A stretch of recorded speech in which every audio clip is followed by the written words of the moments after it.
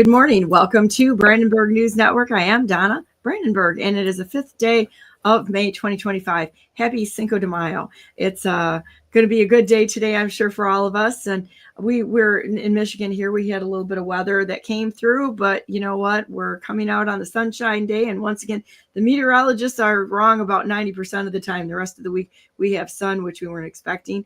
And so that's the way it goes. So this morning, we have Vicky Davis on with the Technocratic Tyranny, and we're going to be talking about a subject that I don't know a ton about, which I love. I love being the person in the room who doesn't know the subject matter, because that's how we learn, right?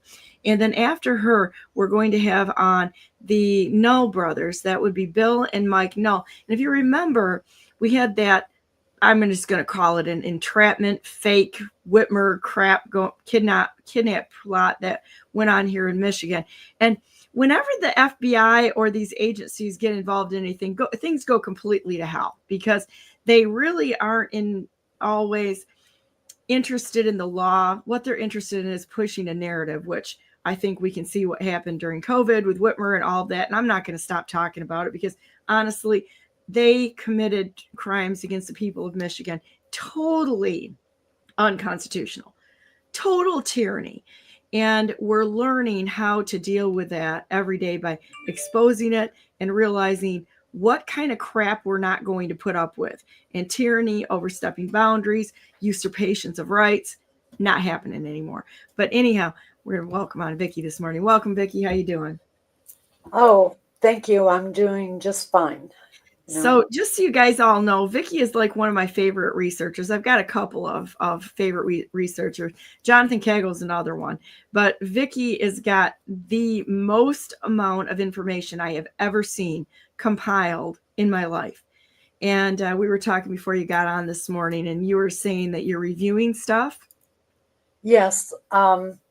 Periodically, I review things. Well, the project that I was working on was trying to post all of the articles that I have on China together in one place, because we're having problems with China, but we've been having problems with China, and the news media doesn't explain anything to people. So it's all headlines. It's like that stupid axe my tax nonsense going on in Michigan. Nobody's looking at what are the deficiencies in the plan. Though the headline may be correct, what are the deficiencies? It happened the same thing with the ERISA Act, and I've talked about this many times, because people want to hear what their biases are. So they want to have it reinforced. It's, oh yeah, we don't want property taxes. Well, of course we don't. But is that what this is all about? Or is this about using people or turning them into captured assets in order to push a globalist agenda? I maintain it is. Yes. And what we're going to talk about today is the Helsinki Final Act that was signed in 1975. And it's a government agency comprised of our elected representatives primarily. So you have members of the Senate, members of the House, and the name of the organization is the OSCE, the Commission on Security and Cooperation in Europe. And so, they meet over in Europe, and they come up with these plans and ideas that are slipped right directly into our Congress. And they're not debated out in the public. So we don't know. If you don't know about the organization, you don't know what's happening. And of course, the media never covers any of it. And so it's like a shadow government in a way. I've never heard of this one, but what it does is it really is the same feel as every World Economic Forum. It's a bunch of elite snobs that want to tell us what to do because they know better for us. And you know what? We have one organization in the state of Michigan, which I'm just railing against. It's called Destroy. We're going to call it Destroy, Neglect, and and ravage the DNR in Michigan. And it's a bunch of elite snobs that are taking orders from somebody else to steal our resources and basically destroy America from within. Yes, and that's exactly what's happened. Look at their little to, smug faces. You can see it right there, little smug faces. let me see. It's scrolling through the OSCE.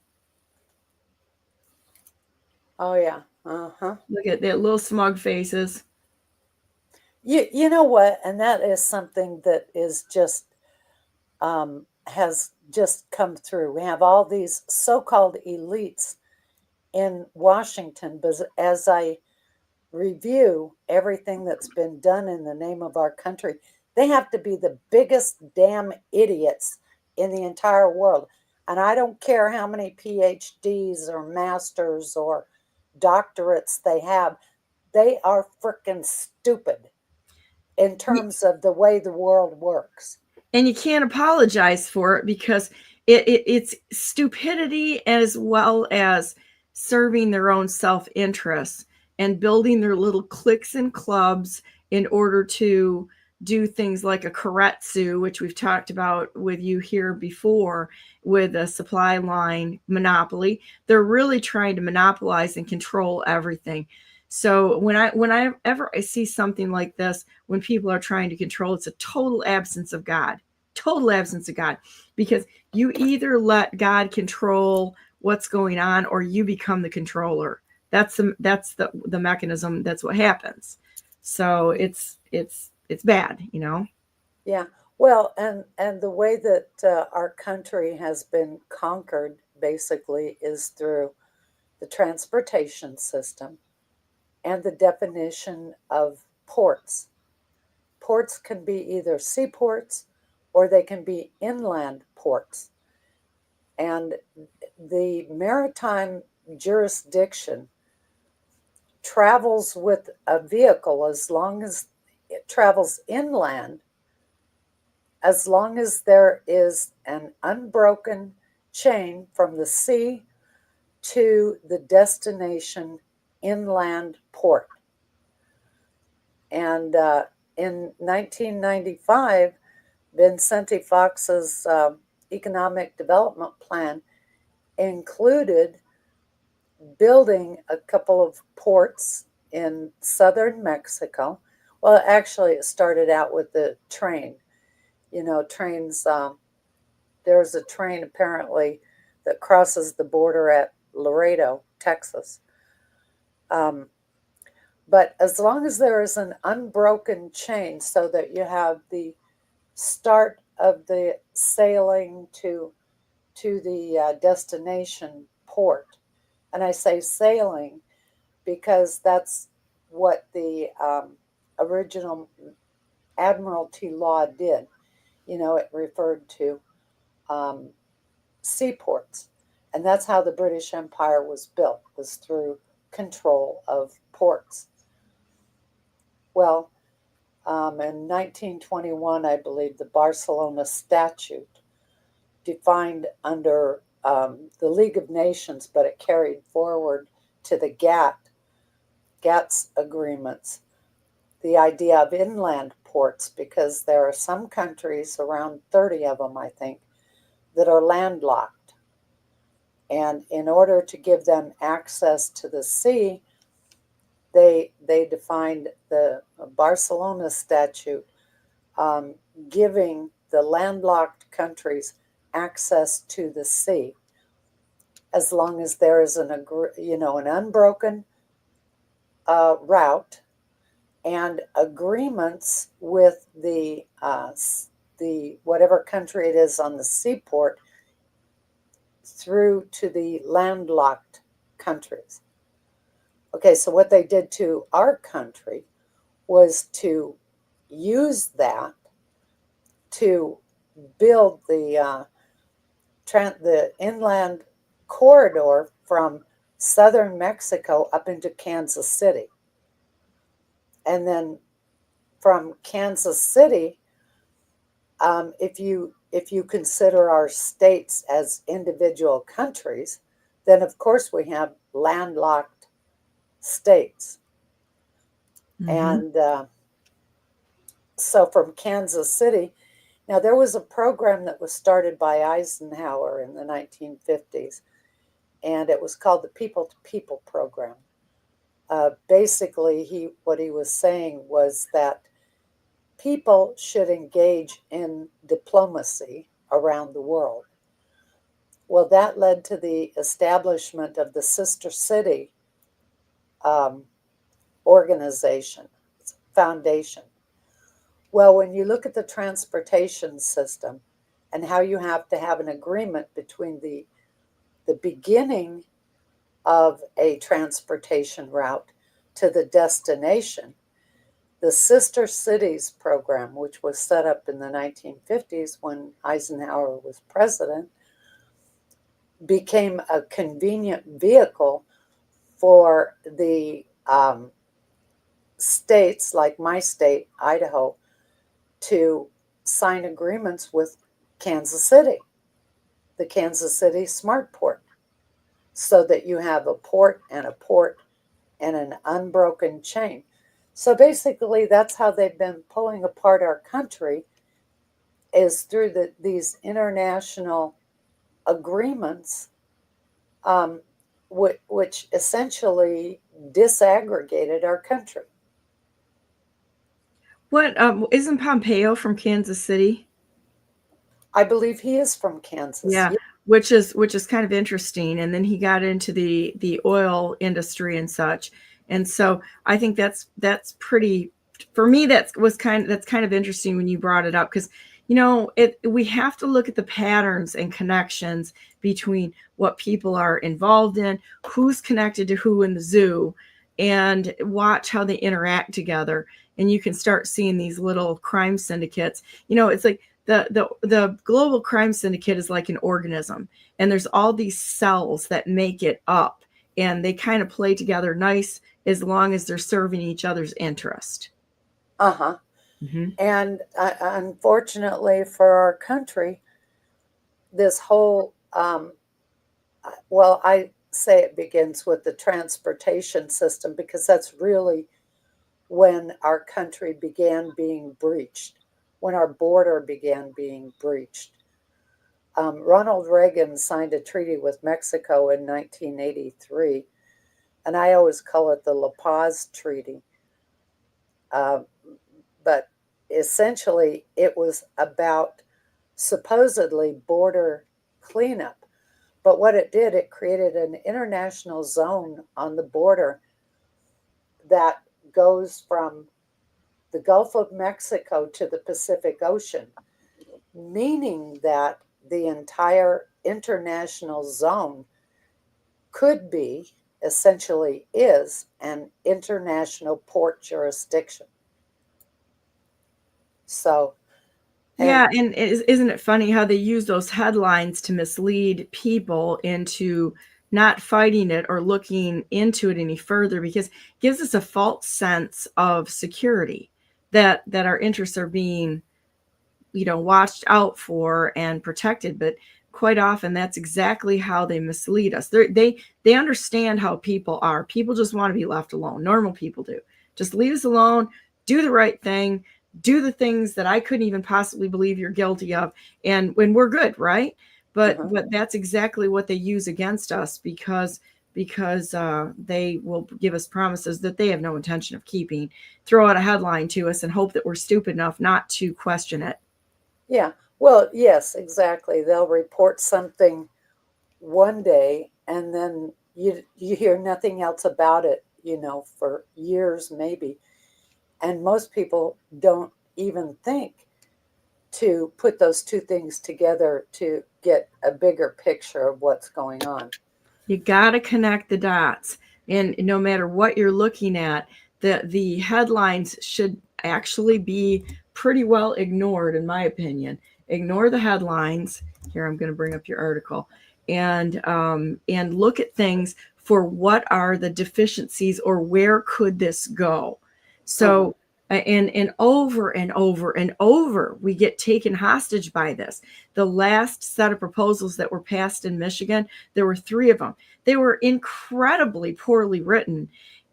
they also were very misleading. But they did pass, not saying that they actually did pass, because I do not believe that we have an honest election system at all. And I would love to debate anybody on that issue, because there's so many. You could decertify the whole thing based on one of the hundreds of deficiencies in our election system in the state of Michigan. First of all, starting with the Constitution, and why there's a complete lack of adherence to the Constitution and the basis for why those things were in the Constitution. People don't even understand that.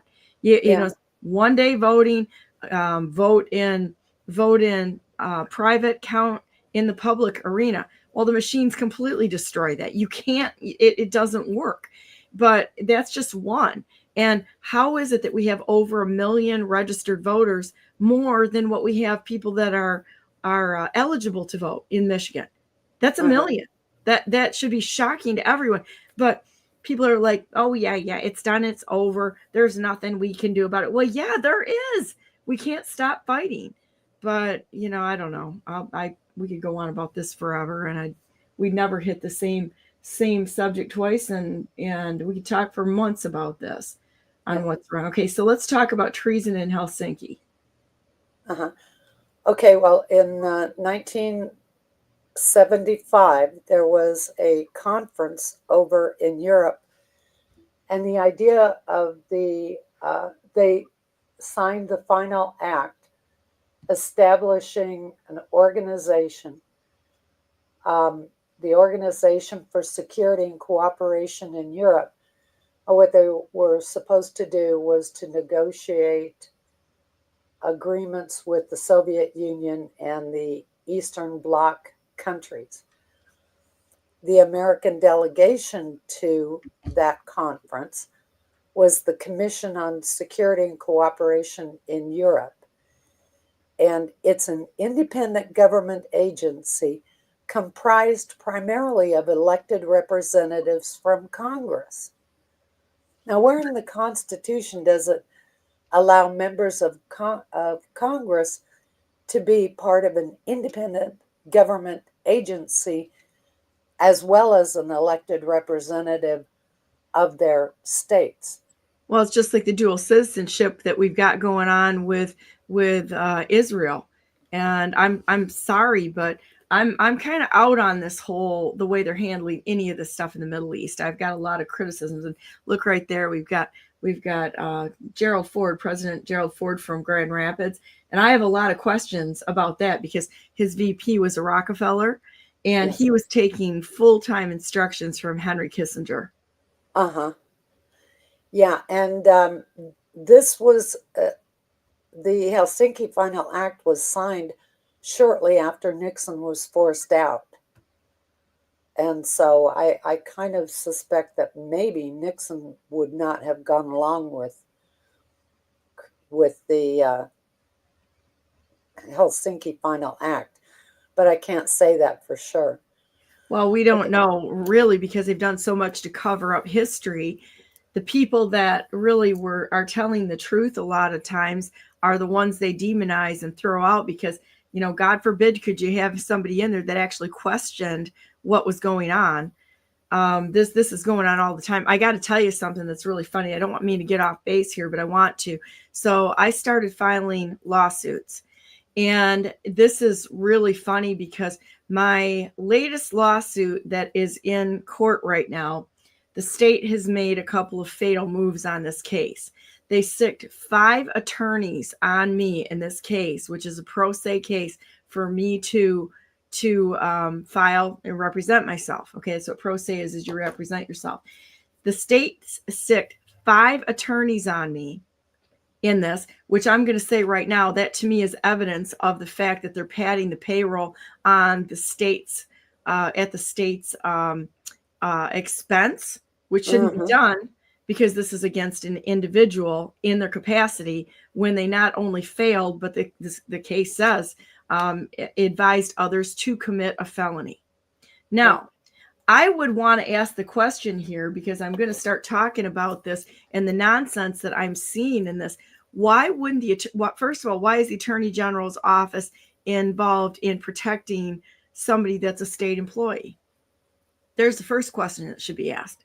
The second one is why wouldn't they be in this to investigate instead of defend someone when there is a case that states that there was a problem with how do I say this, with conduct which goes against the law? They're there to protect instead of investigate and defend. And I was literally like, oh, okay, this is how we're going to play ball here, I guess. Well, that's just great, because now guess what? We probably have grounds for another lawsuit that's going to come up. They can't do their jobs. They're playing ball within a system instead of standing up and doing what's right, regardless what is expected. You have to follow your own code of ethics and decide what you're willing to do. Personally, I would have walked away from this, said, not a chance. This is not the right way. Instead of jumping on the wagon and defending somebody, they should be investigating it. But that's what they do. They get into these groups like what's going on here and that we're talking about this morning, and they all jump in the pool together, and now they're in their own little cartel to protect their crimes. And use of the law as a weapon against the citizens, that's a tactic. Now, what I found out when I was researching, in our state laws, we have a reference to a Hague Convention. And they tried to slip it into Idaho law very quietly at the end of a session. But when we found out about it, I jumped in and just went heads down research, trying to figure out what the heck is this about? Because reference to that Hague Convention brings that convention into Idaho law. And one of the things that I found out about is that Idaho, our Idaho state government, has 113 attorneys that are embedded in our state government. Exactly what you were talking about there. Oh, it's a huge organization, and they protect themselves. They're not doing their jobs for the people of Michigan or Idaho or anywhere else. Against the people of Michigan. It's an internal attack against we the people. It absolutely is. And this legislation that I'm talking about that put this reference to a Hague Convention in our in Idaho law, it's in everybody else's state too. It's in your state. It's in Arizona. It's in Mississippi. Because it affected our state government, requiring our state judges to recognize this Hague Convention, it couldn't just be passed by Congress and have it imposed on the states. The states had to put it in their state law, which was what the whole push to get this embedded in our state law was about. What's the implications of this specific law long term? Oh, huge, absolutely huge. Because as I studied the language that was in there, okay, what the issue was is international child support. What? Yeah, exactly. Now, you would say we don't have that many custody cases that are international, where maybe mom is in Great Britain and dad is here in the United States, or vice versa. It was like, maybe 1%, if that, of international child support cases. But they used that as the reason that they needed to embed this reference to the Hague Convention, signing on to it, so that in an international case involving child custody, it could go through the Hague, and the decision of the Hague court is imposed on our state judges. They have to honor those orders. Okay, now as I was studying the language there, the international court can order, finding out what property and what income and everything else somebody has in the United States, a defendant has in the United States. There is a gigantic loophole in that legislation that allows them to look at the assets and property of anybody in the United States. Really? Yeah. So, for example, I mean, they could come up with some excuse they needed to look at your assets and your money. They've already done that. Last year, as a candidate, you were supposed to file a statement of assets and properties, a statement with the state, so they could crawl all over your finances as a candidate. So I'm sitting here going, this is a bunch of crap, first of all.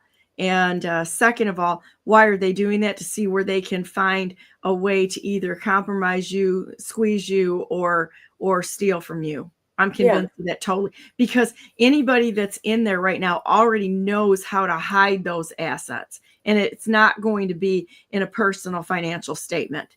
They're hiding it under every foundation, their spouses, some made up entities here and there. They're not going to have that on a personal financial statement. Well, one of the things that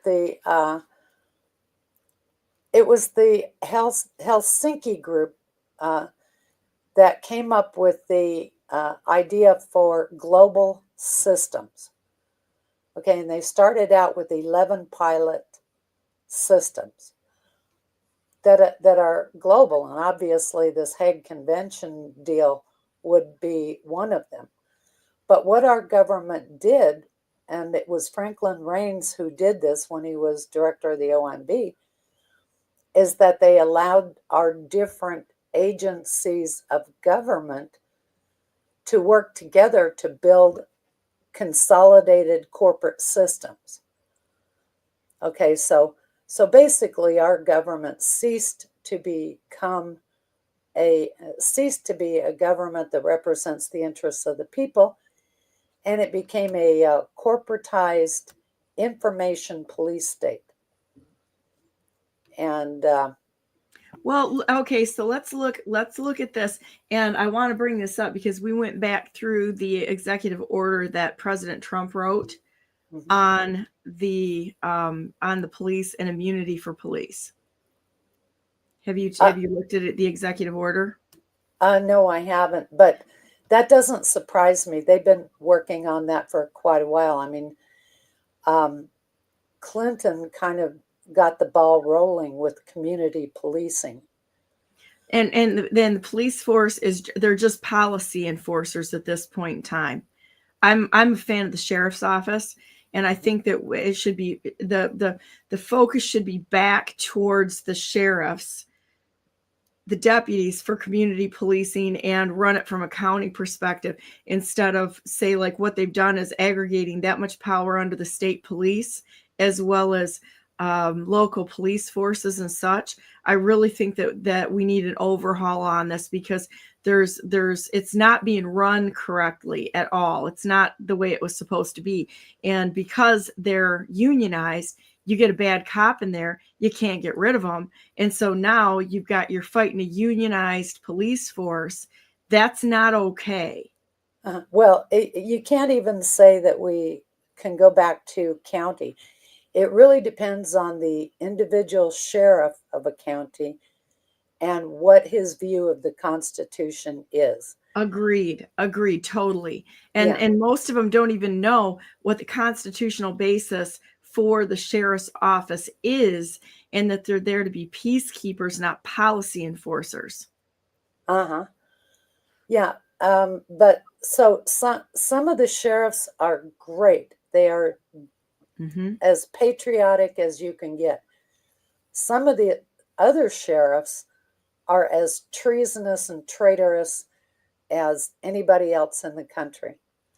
And the communities have to learn to hold them accountable. If you get a bad sheriff or a bad law enforcement officer, you absolutely have to hold them accountable.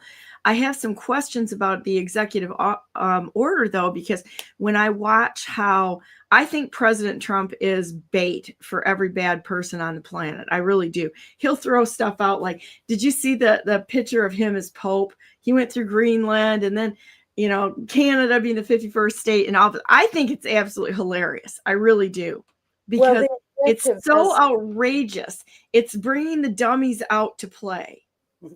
The objective has been basically to break our nation state and to establish a regional governing system. Our region is the Americas, the continent of the Americas.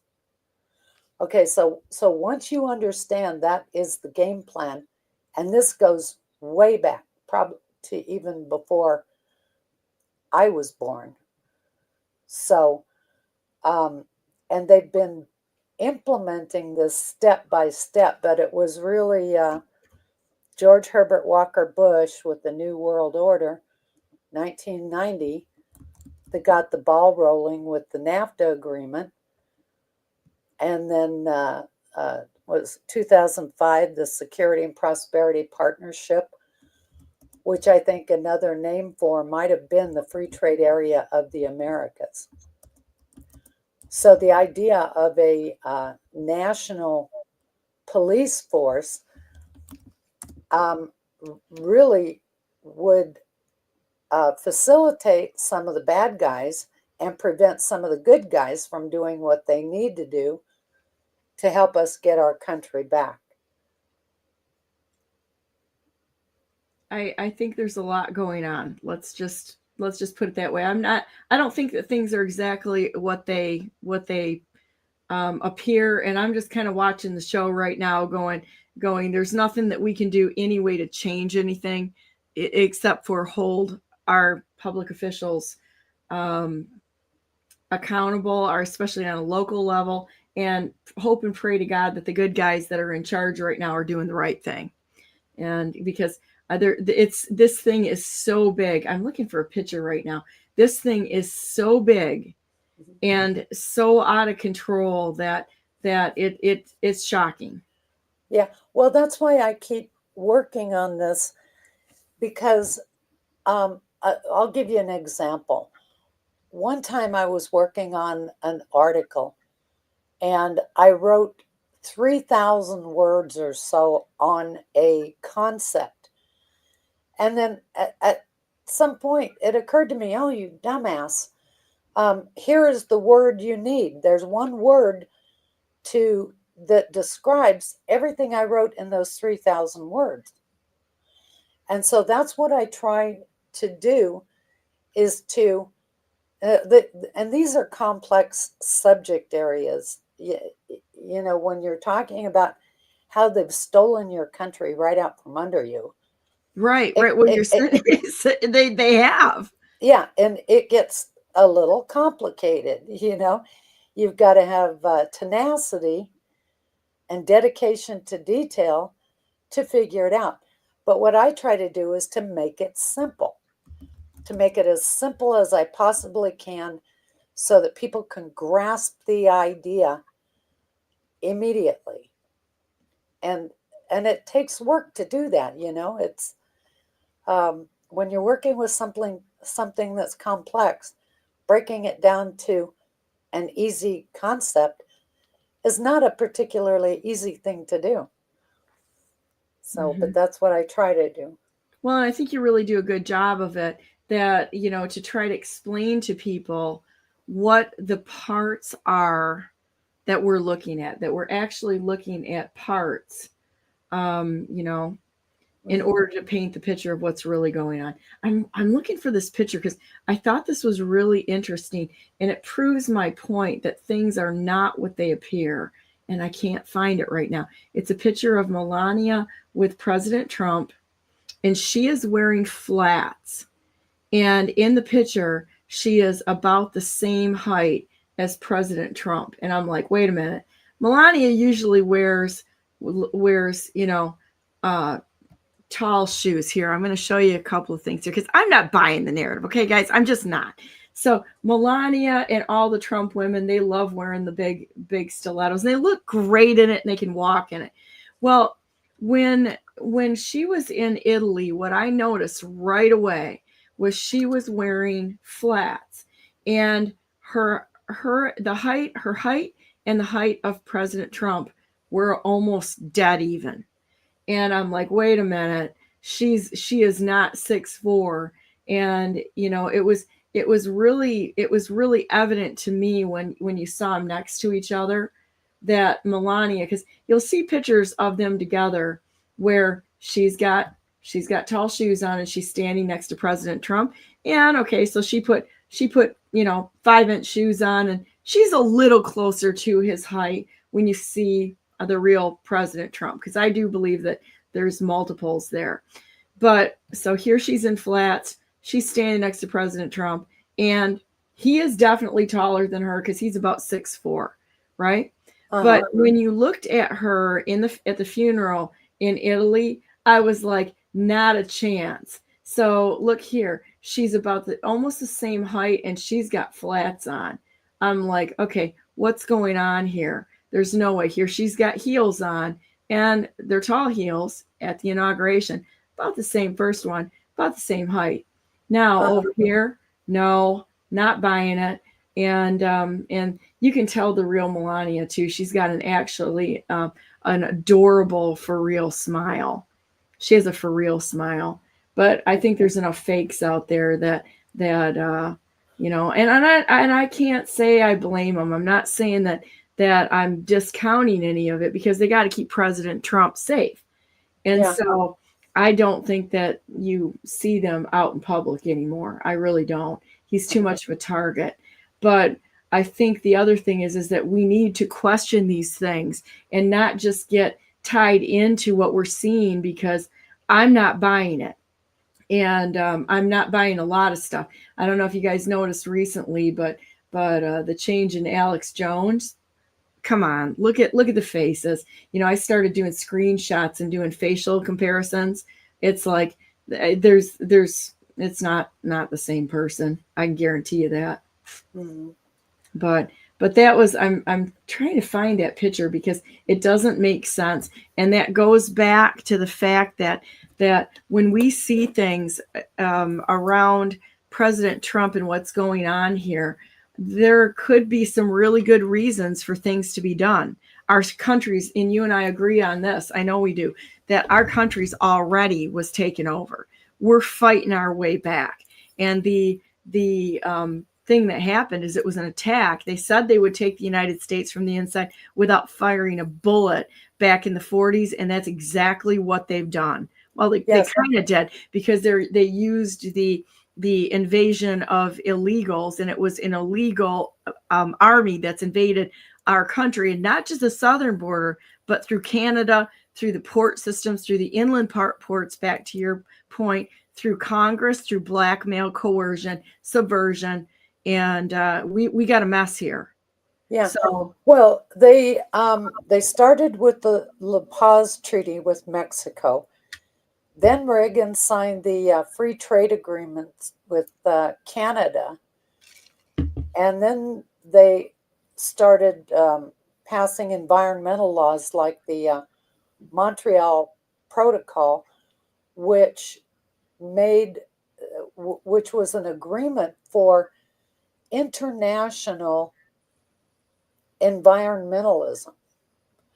Okay, so they've done this step by step, and in a way that the public could be told about it, because the public wouldn't understand what preceded it and what the implications were.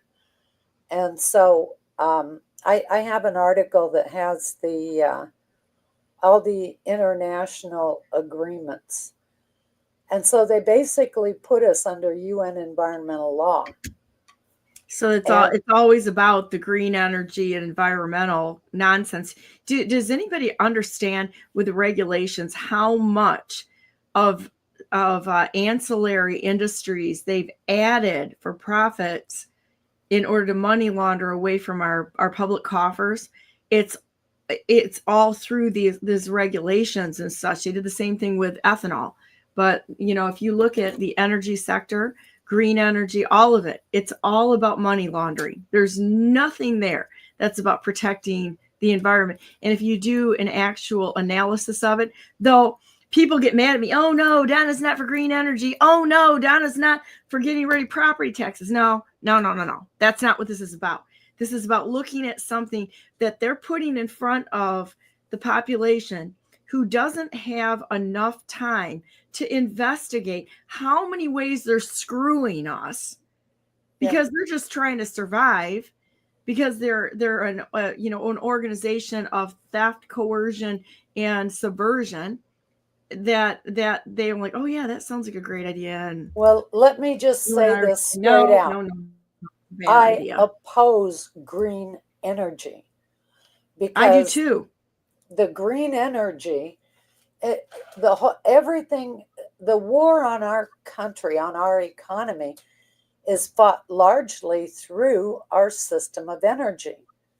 Which Yeah, it's all a lie. Yeah, which includes our electric utilities.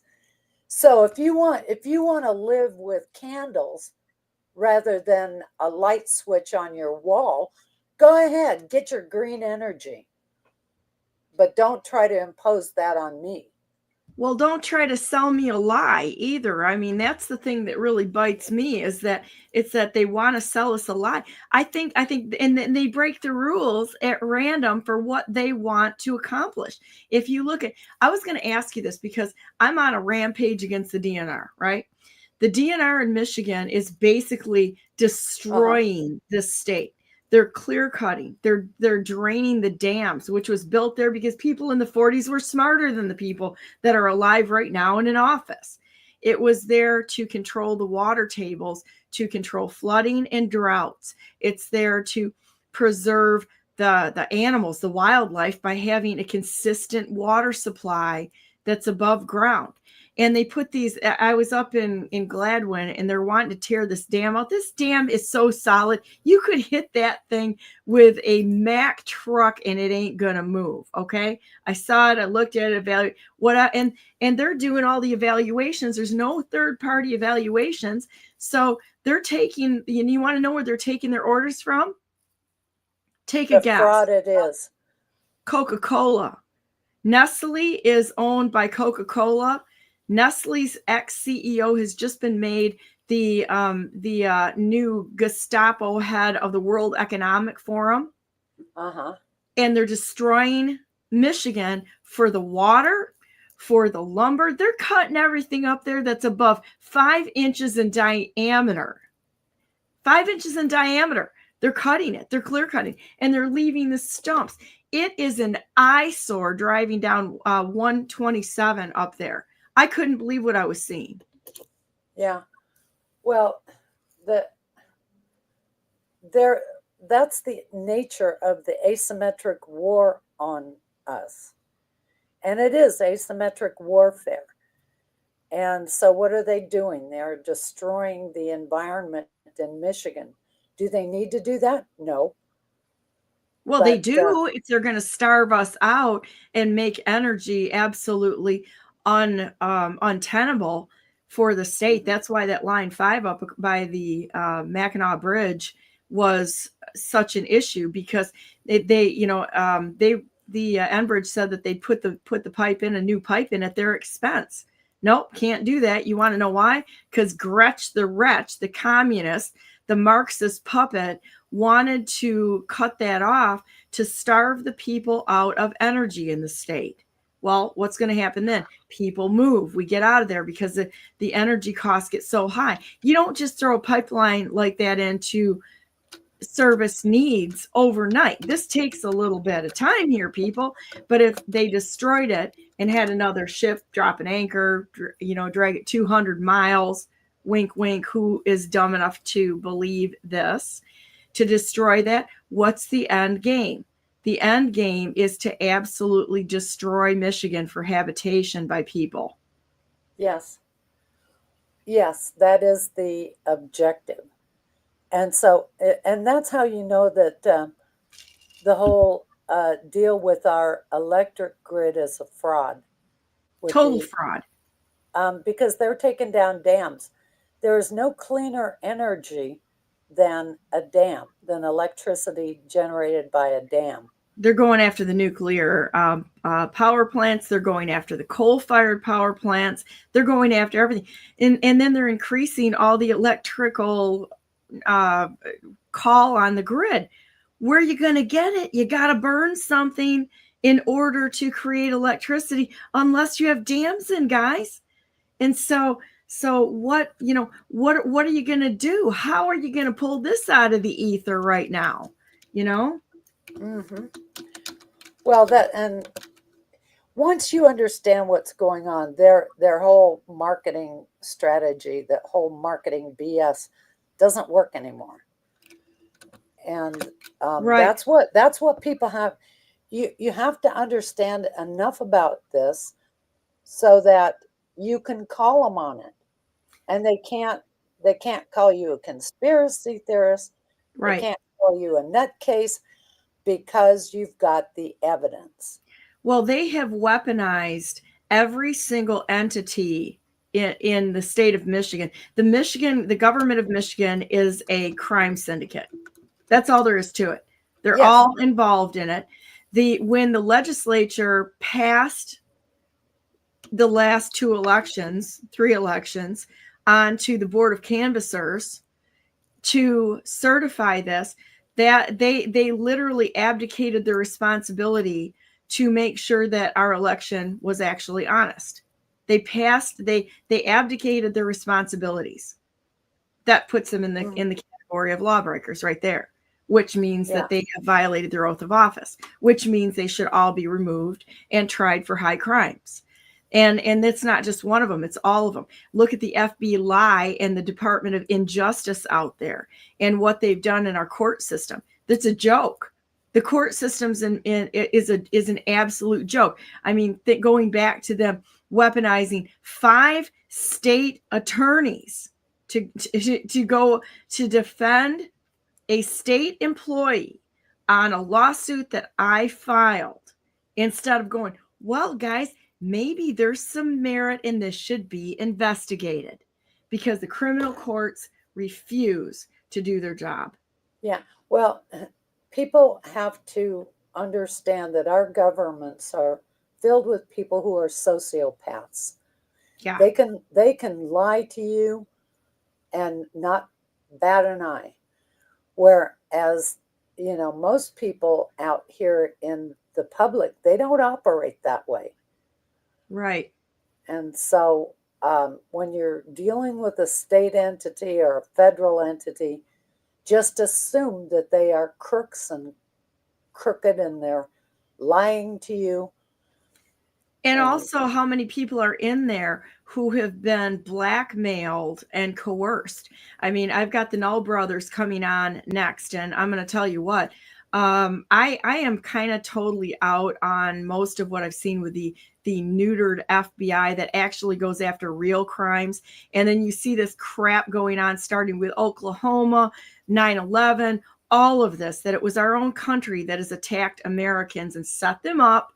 And then you've got all of this nonsense. I hate these people. I absolutely hate these people in our government that have attacked our citizens of the state, of the nation, and all of them need to be cleaned out from top to bottom. I was kind of excited. Did you see that President Trump has respun up Alcatraz? I think it's funnier than heck. I love President Trump. Okay. I think he's hilarious.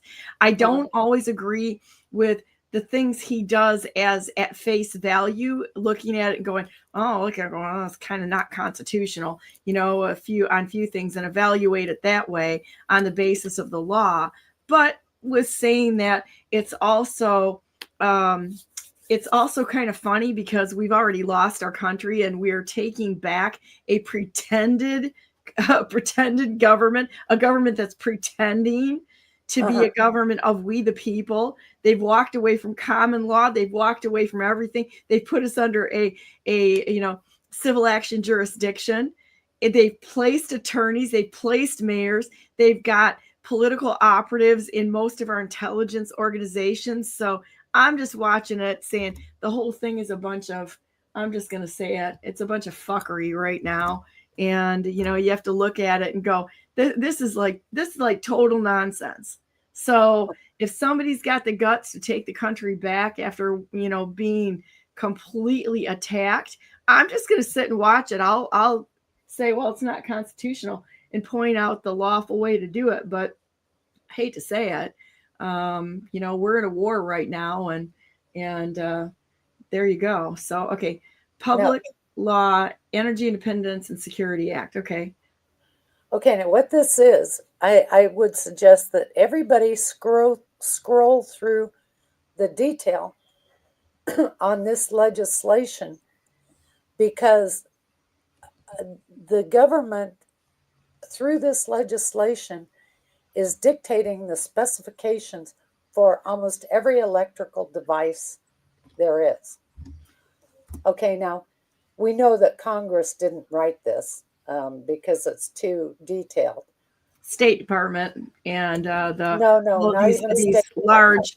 Well, don't you think that they're involved in it to open up like factories and have you ever watched it? What happened with Coca-Cola when in the process of Coca-Cola becoming this big multinational organization, which is basically at this point in time in bed with the World Economic Forum and controlling our DNR in the state. Yeah, well, yes, that's all works together. But this legislation had to be written by engineers in the electrical industries, because that's how detailed it is. You couldn't get a State Department person to write this. Hey, they know how to have coffee. That's what they do. They go and they have coffee. They hang out and they have coffee with people and figure out ways to subvert the United States. I'm sorry, I said it. Now, now there's a PDF in there that you can scroll up just a little bit. This is just a summary. Okay, this doesn't have any details, just a summary. You have to look at the actual legislation. Where do I go for that? Hold, stop scrolling here. Okay, sorry. Click on text. Yeah, that one. Okay. Okay, now scroll down a little bit. Okay, now hold on. There's a. Okay, yeah. Scroll down through there until you get to the sections. Whoops. All right. Yeah, not the whole page. You got to scroll. I had to get to it, so we're getting there. Yeah, keep going quickly for a minute or two. I'll tell you when to stop.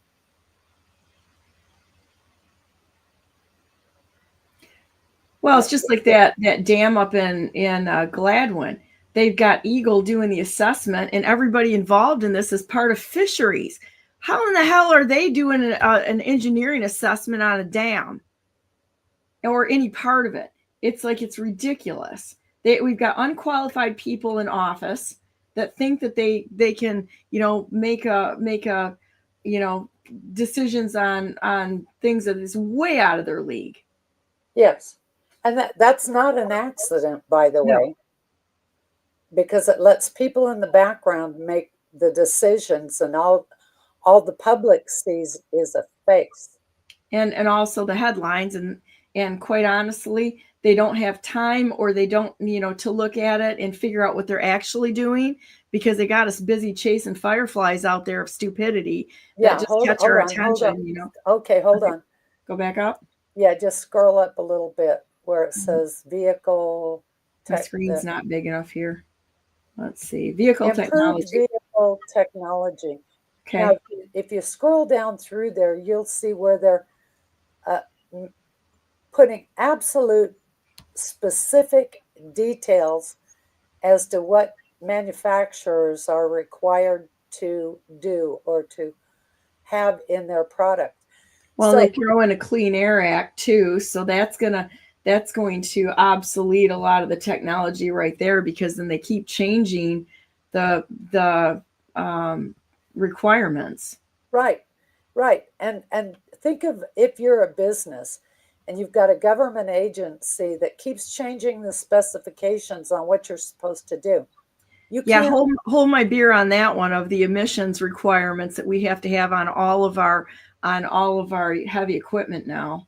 It's happening. It happens all the time. But go ahead. I'm sorry. Yeah. This legislation, if you scroll down through there, it's absolutely stunning what they put into law for American manufacturers to have to follow. I mean, this is government dictating business. Right. And they don't apply that to, say, China or anything else out there. Yeah. They can't. So it puts us out of business and just shifts everything to China, where they've got absolute control over. I really think the goal here is to destroy the United States. It is. I mean, that's what they've been trying to do for years, is destroy the United States, our industry, and make us into a third world country. Yeah, 100%. And I'll tell you the way they did it. It doesn't, those specifications don't apply to products coming in from China, because of the NAFTA agreements that allowed foreign corporations to sue our governments, and I'm talking city, county, state, and federal. It allowed foreign corporations to sue our governments if they were not allowed to do business in the United States because of our regulations. Okay. Well, go ahead. I'm sorry. So what happened is, and it first started with Mexico, and Mexican trucks, which did not meet American specifications for vehicles on the road. Mexico sued the United States in the NAFTA court. The NAFTA court sided with Mexico that we could not prevent Mexican trucks from coming into our country, no matter how broken down and dangerous they were. And they just completely ignored the Constitution. Oh yeah, Constitution's gone. With these internet, that's the way they sold out our country and our people, is through these international agreements that do not conform to the Constitution.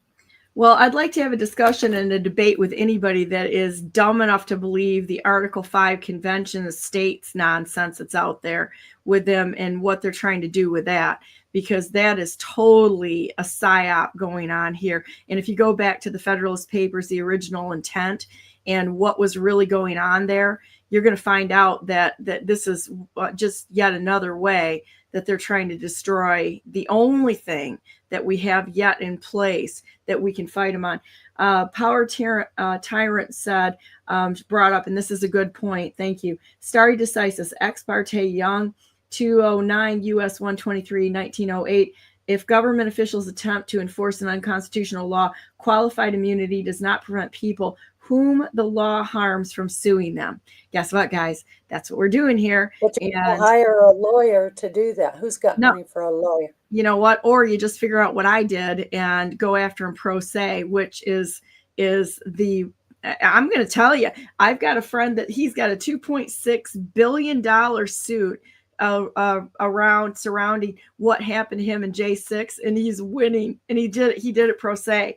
And it's a pro se case against the United States of America for basically kidnapping him unconstitutionally. And what they did is, he's the only black guy that got arrested, and it was an immediate arrest. He was the first one immediately arrested because they wanted to have black-white a racial conflict in jail. Well, the guys are all Christian. They were all sitting in there singing hymns and getting along just great. And so it backfired on him, and he's got he's got this huge lawsuit. And I love Troy Smocks. He's amazing. So to be able to do this in a way that asserts our rights given by God, just upheld by the Constitution, and getting smarter about how we hold them accountable. And you know what, honestly, Vicky, this is what you and I and everybody on BNN goes through. It's not what is expected out of us. It is actually, they want to shut us down. They want to make us quiet and such.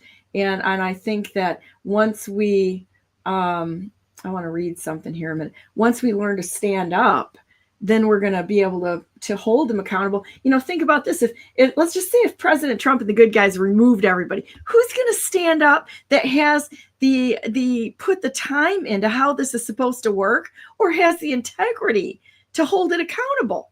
I don't know anybody that's actually taken the time to absolutely educate themselves to the point that they already know what the job is before they run for office. So they just rely on everybody to tell them what to do. Well, that's just round 2 of Puppet. That's Puppet 2.0 right now. So I'm going to read something which I think is incredible. This comes from NC Renegade. I like with a post there. How many times have you held yourself back, dimmed your light, followed your truth, just to fit in, not bother anyone and fulfill expectations? How many times have you said yes when everything inside you screamed no? Adapting may help you survive, but it starves your soul. Functioning may satisfy the world, but it causes you to wither. You aren't here to fit in. You're here to be real, unadulterated, alive, and true. No, your gifts are no accident. Your desires are no mistake. Your inner knowing of what feels right and wrong is your silent truth, your home. Adapting is easy. Living truthfully takes courage. But this very courage is your true power. Not to betray yourself to please, but to honor yourself to be whole. And I think that's something that all of us need to really focus on. It's time to stand up and say what needs to be said. And to hell with anybody that disagrees with it. If they don't like you, guess what? It's a badge of honor. And so I'm not here to make friends. I'm here to put the truth out here. And that's just the way it is. And I know you're the same way. And that's something I love about you. So any last words? And I'm going to go to a break because the Null brothers are backstage. I can see you guys. Hi, guys. And we're going to talk about, what really went on with yet another Fedsurrection in the United States. The FEDnapping hoax here in Michigan by a governor who already had weaponized every organization on the state, from the state against its people. I literally hate these people, not the Null brothers, but the ones that are within the government who have done damage to my peeps. These are my peeps, right? Our peeps that live here and just want to be with our families. So I don't think we have an American government as we believe we have it. So it's good to get these stories out of how they are acting in an un-American way. And there is nothing more un-American than what they did, rounding up the J6ers. Yeah. And then they jammed the prisons full of foreign actors. We didn't even have Americans in the prison that were torturing them. And there was torture going on there. And so, when you've got 186 days in solitary confinement, you people deserve Nuremberg 2.0. Absolutely. Absolutely. Rip right through the government and start asserting that. So anyhow, well, thanks for being on today, Vicky. We'll be back on next Monday. I love your stuff. You're just amazing. I can't believe the time and the decades of work you actually have put into educating yourself, writing about what happened on the tyranny that's taken over the United States. This didn't just happen. This didn't start in the 2020. This has been going on for over 100 years, probably closer to almost 200 years, where they were fighting against us, and can't back down. We got to find better ways of fighting this and holding them accountable. Yep. So, okay. Thank you, Donna. Talk to you next week. Thank you, everybody. I'm going to take a short break, and we'll be right back with Mike and Bill Null.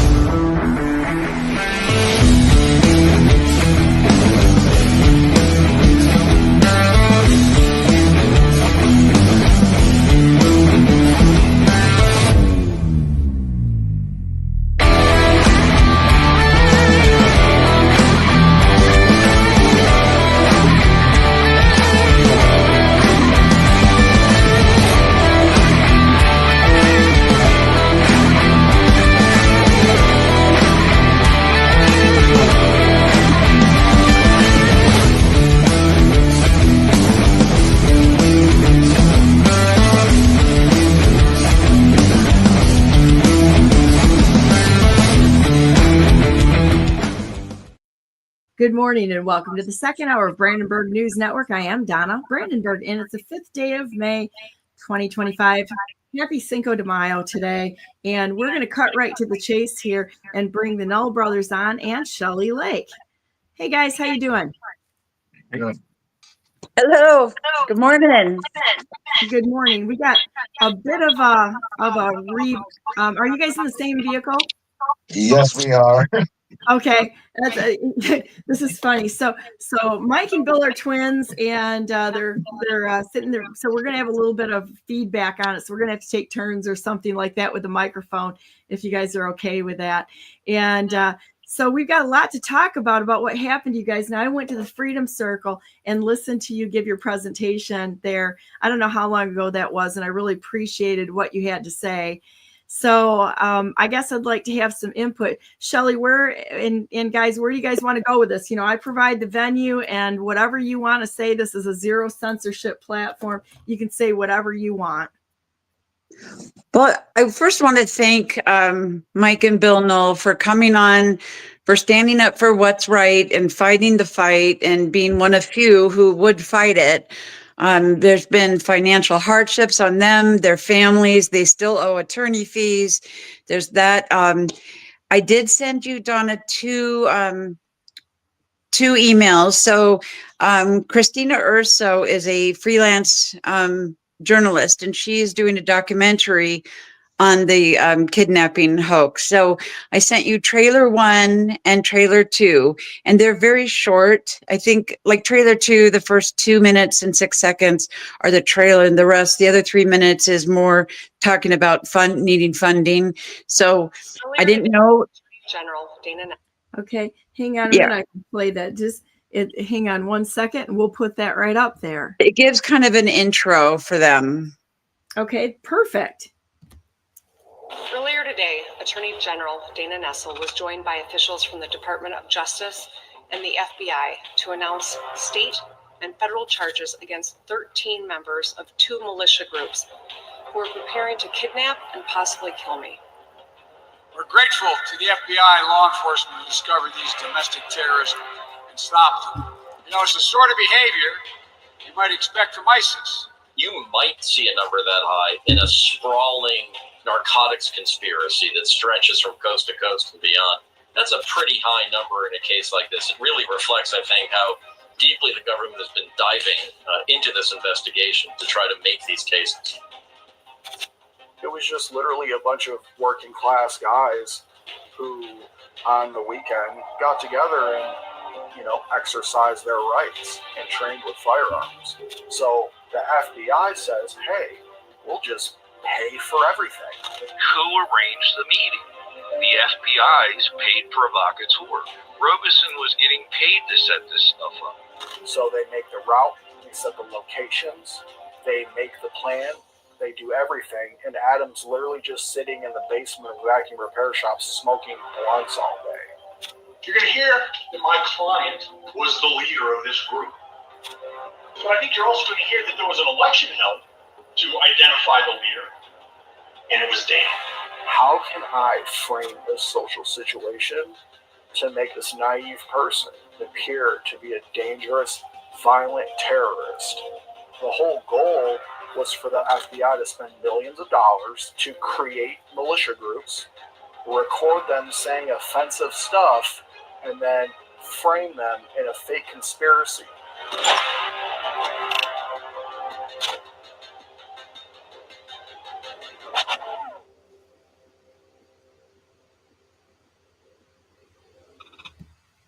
Awesome. It looks like they're doing a good job on that. Yeah, she's working at it pretty hard. Oh, that's very cool. Well, where do you guys want to go with this today and tell your side of the story of what happened? I guess it's up to you. We just wanted to get the truth out there mainly. There's the level of corruption in this case and the level of, government interference in all of this is basically I mean, that's pretty much the whole story. I just don't know where to start and end at, I guess. Well, go ahead. Why don't you start with the beginning and tell your story about how the event started to unfold. And, you know, like the Second Amendment is that the militia is necessary. It's the only thing in the Constitution that says that it's necessary. So it wasn't like you were outside of the law with the militia. It's been demonized because people don't actually understand why it's there and what it actually says about the militia. And so, you know, I don't understand the attack there, quite honestly, from the FBI. But can you tell what led up to this? And then also, and you're free to say whatever you want and go in any direction you would like to go. Well, when it started, we started in our group in 2015 because of well, you know, BLM riots and all that were happening the first time when Trump was running for office. And they were, you know, beating people in the streets and burning buildings. And we just started our group, and we would go and just make sure everybody was able to freely protest and not be harmed.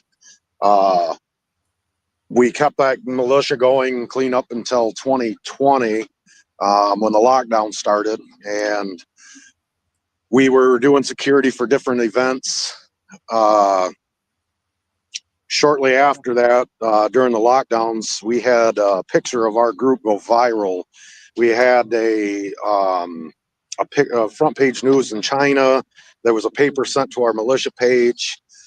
Germany, we were front page news there over the lockdowns. And shortly after that, we got invited to a cross-training event with a militia out of Wisconsin. Turned out to be the FBI. That's how it started. The first training we went to over there, my family and I, we were on vacation in the UP. So I just shot down there. I took my son. They had a birthday party going on there for a bunch of kids there. I mean, it was a really family-orientated thing. Trying to suck you in and make you feel comfortable, it sounds like. Yeah, and it was. I mean, there was nothing really crazy or out of order. I didn't hear any crazy talk, but I was only there for like 3 or 4 hours. And then myself, my brother, and my kid, we took off, went, got dinner, went back to our wives and the other kids. So I didn't think anything of it. I didn't think anything was crazy. You know, fast forwarding it to, we got invited to another training. We went there. It was about the same thing, but the kids weren't there. But I brought my son because I thought it was going to be the same thing. And there was no crazy talk until like the end of the night. Then some crazy stuff started talking.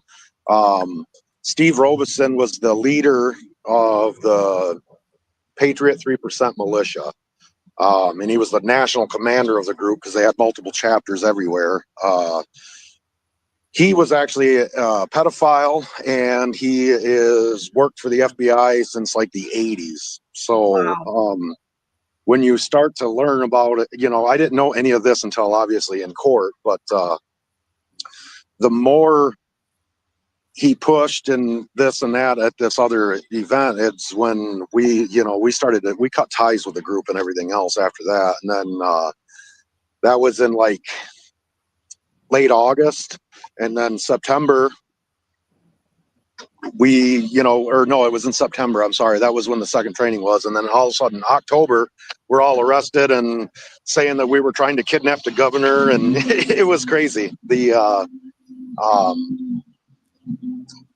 lead up to it was just, I don't know, they started taking these guys out, and they were getting them drunk and having hypothetical conversations with them. And in court, they weren't allowed to, they're not even allowed to use the government's evidence against the government. They weren't allowed to do that. It's a hearsay evidence. If they use a recording, only the government can use that recording against the defendants, because if the defendants tried to use the same exact recording against the government deemed it as hearsay. And how does that work? That's kind of messed up. Yeah, and it's be like Steve Robeson saying, you know, he gets them drunk and high, and then he tells them, well, what would you do in this hypothetical situation, blah, blah, blah. And then they get their response as they're, you know, baked out of their mind or whatever. And then the court can play that, but you can't play the context of what they were talking about. And that happened a lot in a federal case. Before they even made it to the federal trial, they burnt Steve Robeson and called him a double agent. Well, he was the agent provocateur. He asked Adam Fox to start a chapter here in Michigan of that militia. So Adam Fox is a supposed ringleader, and the FBI is in charge of him, you know, and then the FBI, he had a couple of agents in his group that were supposed to be under him, and they played that guy pretty bad. And he was homeless in he lived in a vacuum repair shop in the basement, you know. Dan Chappell was another one. He was the leader of the Wolverine Watchmen. He was an agent provocateur as well. He got paid pretty well, didn't he? Yeah, Dan. The last I knew, it was at least $60,000 or $70,000. That's what I saw. Yeah, and then nobody knows what Steve Robeson made. We know for a fact that he made somewhere around 20 or 30,000. But I'm assuming it's more because the FBI paid him in cash. Oh, really? So there's no record? Not that I know of. I mean, there could be. I'm not sure. I know they used to bring him like envelopes of cash from Chase Bank, and that's how they would pay these guys. So. Oh, really? So did you see that? Did you see the envelopes and such? No, that was part of the stuff that was actually said in court. You know, that was in discovery and stuff that they had shared. There's so much about this case that we still don't even know. You know, you just get bits and pieces from court and you start learning about it. For 4 years, they called Mike and I Wolverine Watchmen, or the Watchmen twins, and we never knew the Watchmen, and we didn't. I've never been to the Watchmen. We were Michigan Liberty Militia, and so in court, that's all Dana Nessel still has it up on her website that we're the Watchmen. Well, Dana Nessel has lost all credibility to Donna Brandenburg because she can't even do her job and stay within the constraints of what her job is as the Attorney General. And even worse, that woman is so corrupt. So in talking to Christina, the journalist, this was a multi-state thing. They were going to, because she's been working on this for 4 or 5 years, and she has evidence from other states where they were doing the same thing at the same time. The idea was kidnap multiple governors at the same time. Yep, and she has it. She has it all. This woman is amazing. I'd like to know, Mike and Bill, when you were arrested already. Tell us about what they did to maybe your families. Oh yeah. Well, when we got arrested, we went to a gas station to get fuel in the truck that I had just bought. They jumped on us. There was 16 or 20 cops, and that they had aimed the guns at us, and that I didn't know what was going on. They arrested us, took us to the casino to interrogate us.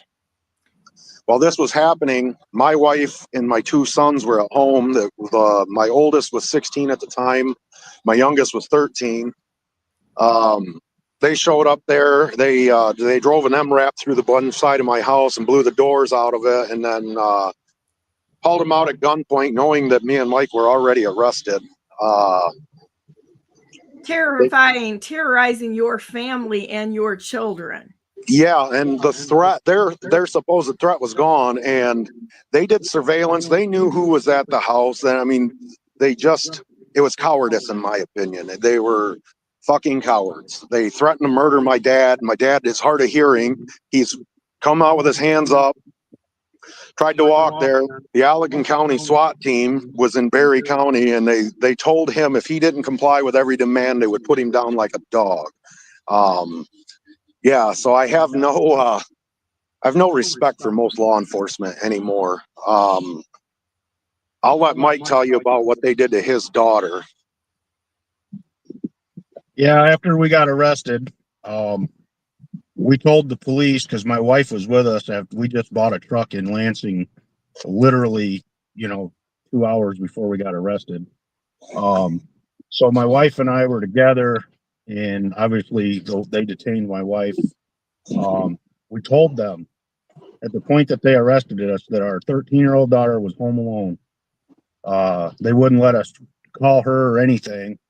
So they went there with an MRAP, drove it over top of one of my cars, busted through my door, and sent a drone in for a 13-year-old daughter. They finally get her to come out. He's trying to call us on the cell phone.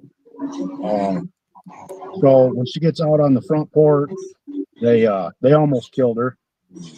13-year-old girl with a cell phone, because they're all pussies. Those type of people shouldn't be in law enforcement.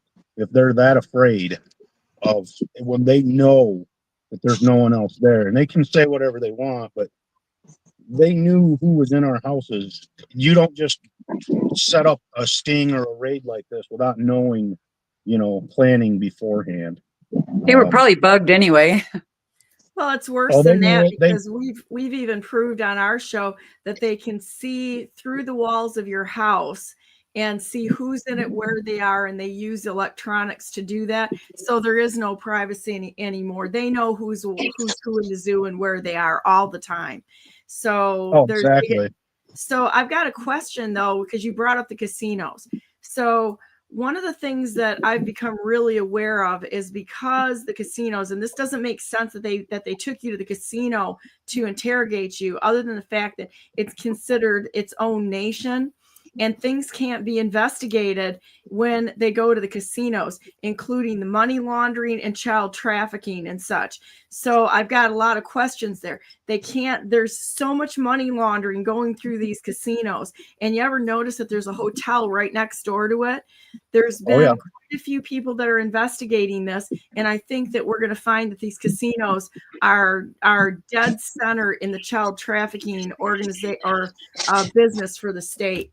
There's people that have investigated it. We know that there's stuff that's going on there, and I think it's going to come out over time. We can suspect it, and there are people that are compiling evidence against all of these entities. There's no secrets anymore.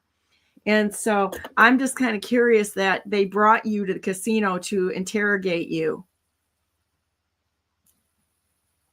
Yeah. It's crazy. They are twins. What they did. Go ahead, Mike. Well, I think they did what they did because after we got arrested and they took us to the casino to interrogate us and everything, we spent 2 months in jail and finally got out. Gretchen Whitmer's sister-in-law was the magistrate that arraigned us. Oh, you're kidding me. No, ma'am. Jessica Allman Whitmer. Are you kidding? You can't make this stuff up. Well, it's a movie. It's something written by the government, and then and we got to play part. But after we got out of jail, the lawyers, we finally get to meet our lawyers, and the Attorney General's office offered us a plea deal that if we turned on Darleaf, that they would potentially drop our charges. I think that's why Allegan County was actually in Berry County, because Darleaf didn't actually know anything. We got our lawyers because my sister called Dar. Dar had no idea what was going on, didn't know anything about anything. So he reached out to a couple of people, and that's how we got our attorneys. So Mike lives in you live in Allegan County, right, Mike? Yes, ma'am. Yeah, and then Bill is a proud member of Berry County, and I just couldn't love these guys more. But really, give up the dirt on Sheriff Darleaf, and we'll drop your charges. Do you guys remember? Not you guys, Donna. Do you remember that picture? Did you guys say it was at the Rosa Parks event where Dar was on stage and you were provided? Can you tell us about that? Yeah, that was Rosa Parks Circle. We were Ryan Kelly. He had an organization. What was the name of that organization? American Patriot Council. They he asked our group to help with security. Yeah, American Patriot Rally. Yeah. Or yeah, that's what it was. So we were providing security at that event. Dar was one of the keynote speakers there. Mike Shirkey was a keynote speaker there. And I was just on stage, and I got a little badge that said I was working for security for the American Patriot Rally. Dar was just on the stage, but that thing has been, they share it all the time, and it's like, oh, Dar and him are best friends, and he's friends with kidnappers. I do respect Dar, and I know Dar, but I've never even been to the man's house. You know what I mean? He's a good sheriff, and I respect the hell out of him, but we're not that close of friends to where they're making this connection. So I think the whole purposes of us is they think that we were a lot closer people. So the government was trying to get him out of power because he was one of our only sheriffs that were actually standing up against her in these lockdowns. So I do believe that's why we were targeted as well, is because of who we knew. But Yeah, and he was investigating election fraud. Yep. And he's a huge threat to them. They'll come after him any way they can. That just shocks me. I like Dar. Dar's a good guy, and it's like that's what cowards do. Is they're gonna attack people by doing exactly what they did to you guys, the people that are behind the scenes, attacking Dar and you, and Dar standing with people that are still fighting the elections, like Stephanie Scott and Stephanie Lambert and such. They're trying to do the right thing in the state, and then you've got these pukes in the state of Michigan that are pretended government with the pretended legislation that are attacking Americans. And you know what? This isn't going to go on forever, because I'm pretty sure God himself is going to intervene with this, and it's going to come to an end, I have a question for you guys. Can you tell us a little bit about, not speaking of cowards because I feel bad, but the status of the other prisoners who maybe took who did take plea deals? Well, the Ty Garbin was the very first guy, and he pled guilty before the discovery for the case even happened. He got some sweetheart deal, and he supposedly got, they gave him 2.5 years in jail. But within a year and a half, they had, by the time the second trial, or the very first federal trial was over, he was already out of jail. You can look into where people were housed. Nobody can find exactly where he was housed this whole time. So I'm pretty sure he was an FBI informant that pled guilty. Caleb Franks, he was another guy that pled guilty. I do believe he's out of jail already. They give him like 4.5 years to go and lie under oath on the stand to help the FBI prove their case. Then we had Sean Fix. He pled guilty. He was in our trial. And Brian Higgins pled guilty, and he was also in our trial. Brian Higgins, that poor guy got put through the ringer. He tried to kill himself 5 or 6 times while he was in jail. They give him a plea deal for attempted material support. So they give him, like, I think he got 6 months or 3 years probation. Sean Fix, when he pled guilty, they give him 3 to 22 years in prison. So that was for him pleading guilty. Then Who's still in jail? Yep, them guys. They just got put in when we right after we won our case is when they got put in. Adam Fox, he was the supposed ringleader. He got 16 years in prison.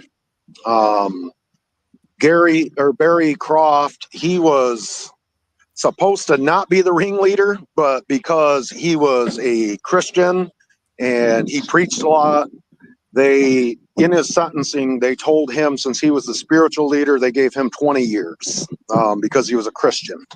Really? They literally said they gave him 20 years because he was a Christian? Yeah, well, because he was the spiritual leader. So because of his Christian faith, they give him 20 years instead of the 14 or whatever he was going to get. How about if we wager a guess and say it's because the top people in the state of Michigan are Satanists? It very well could be, but he did. This whole case hinged on Barry Croft, and Barry Croft had a friend of his get murdered, so he started talking a lot of shit about the FBI online, and that's how they sent a couple informants to there. The one informant was, I think, sleeping with him. She was supposed to be the commander of the Tennessee chapter of Steve Robinson's militia. So yeah, they played a lot of sick games, and then the poor guys from Jackson, the Watchmen. There's 3 of them in prison right now. They all got, the one got like 7 to 42 years, and the other one got 12 to 42 years, and the other one got 14 to 42 years. So I doubt they'll ever let them out. And when you were acquitted, what'd you see? Like right when you were acquitted, didn't they move prisoners? Well, yes.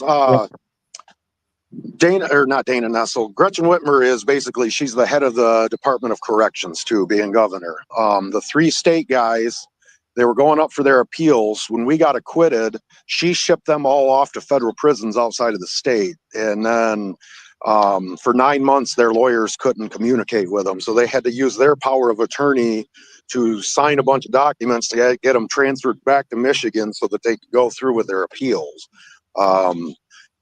The FBI and they're all tied together, and it's sickening what they can do. And once they got you in their custody, you're doomed. Donna, they spent a lot of time in solitary confinement, these prisoners, and I think Mike or Bill told me 1 or 2 of them still is. I don't know if that is trackable online. It's actually Barry and Adam are both in supermax prisons right now in solitary confinement till last I knew. They're I in don't know about Florence the other guys. Supermax. Florence? Where? Florida? Yeah, Florence Supermax in Idaho. They're in the worst prison in the nation. Wow, that's amazing. This whole injustice system and the prison system is just an absolute disgrace to the United States of America.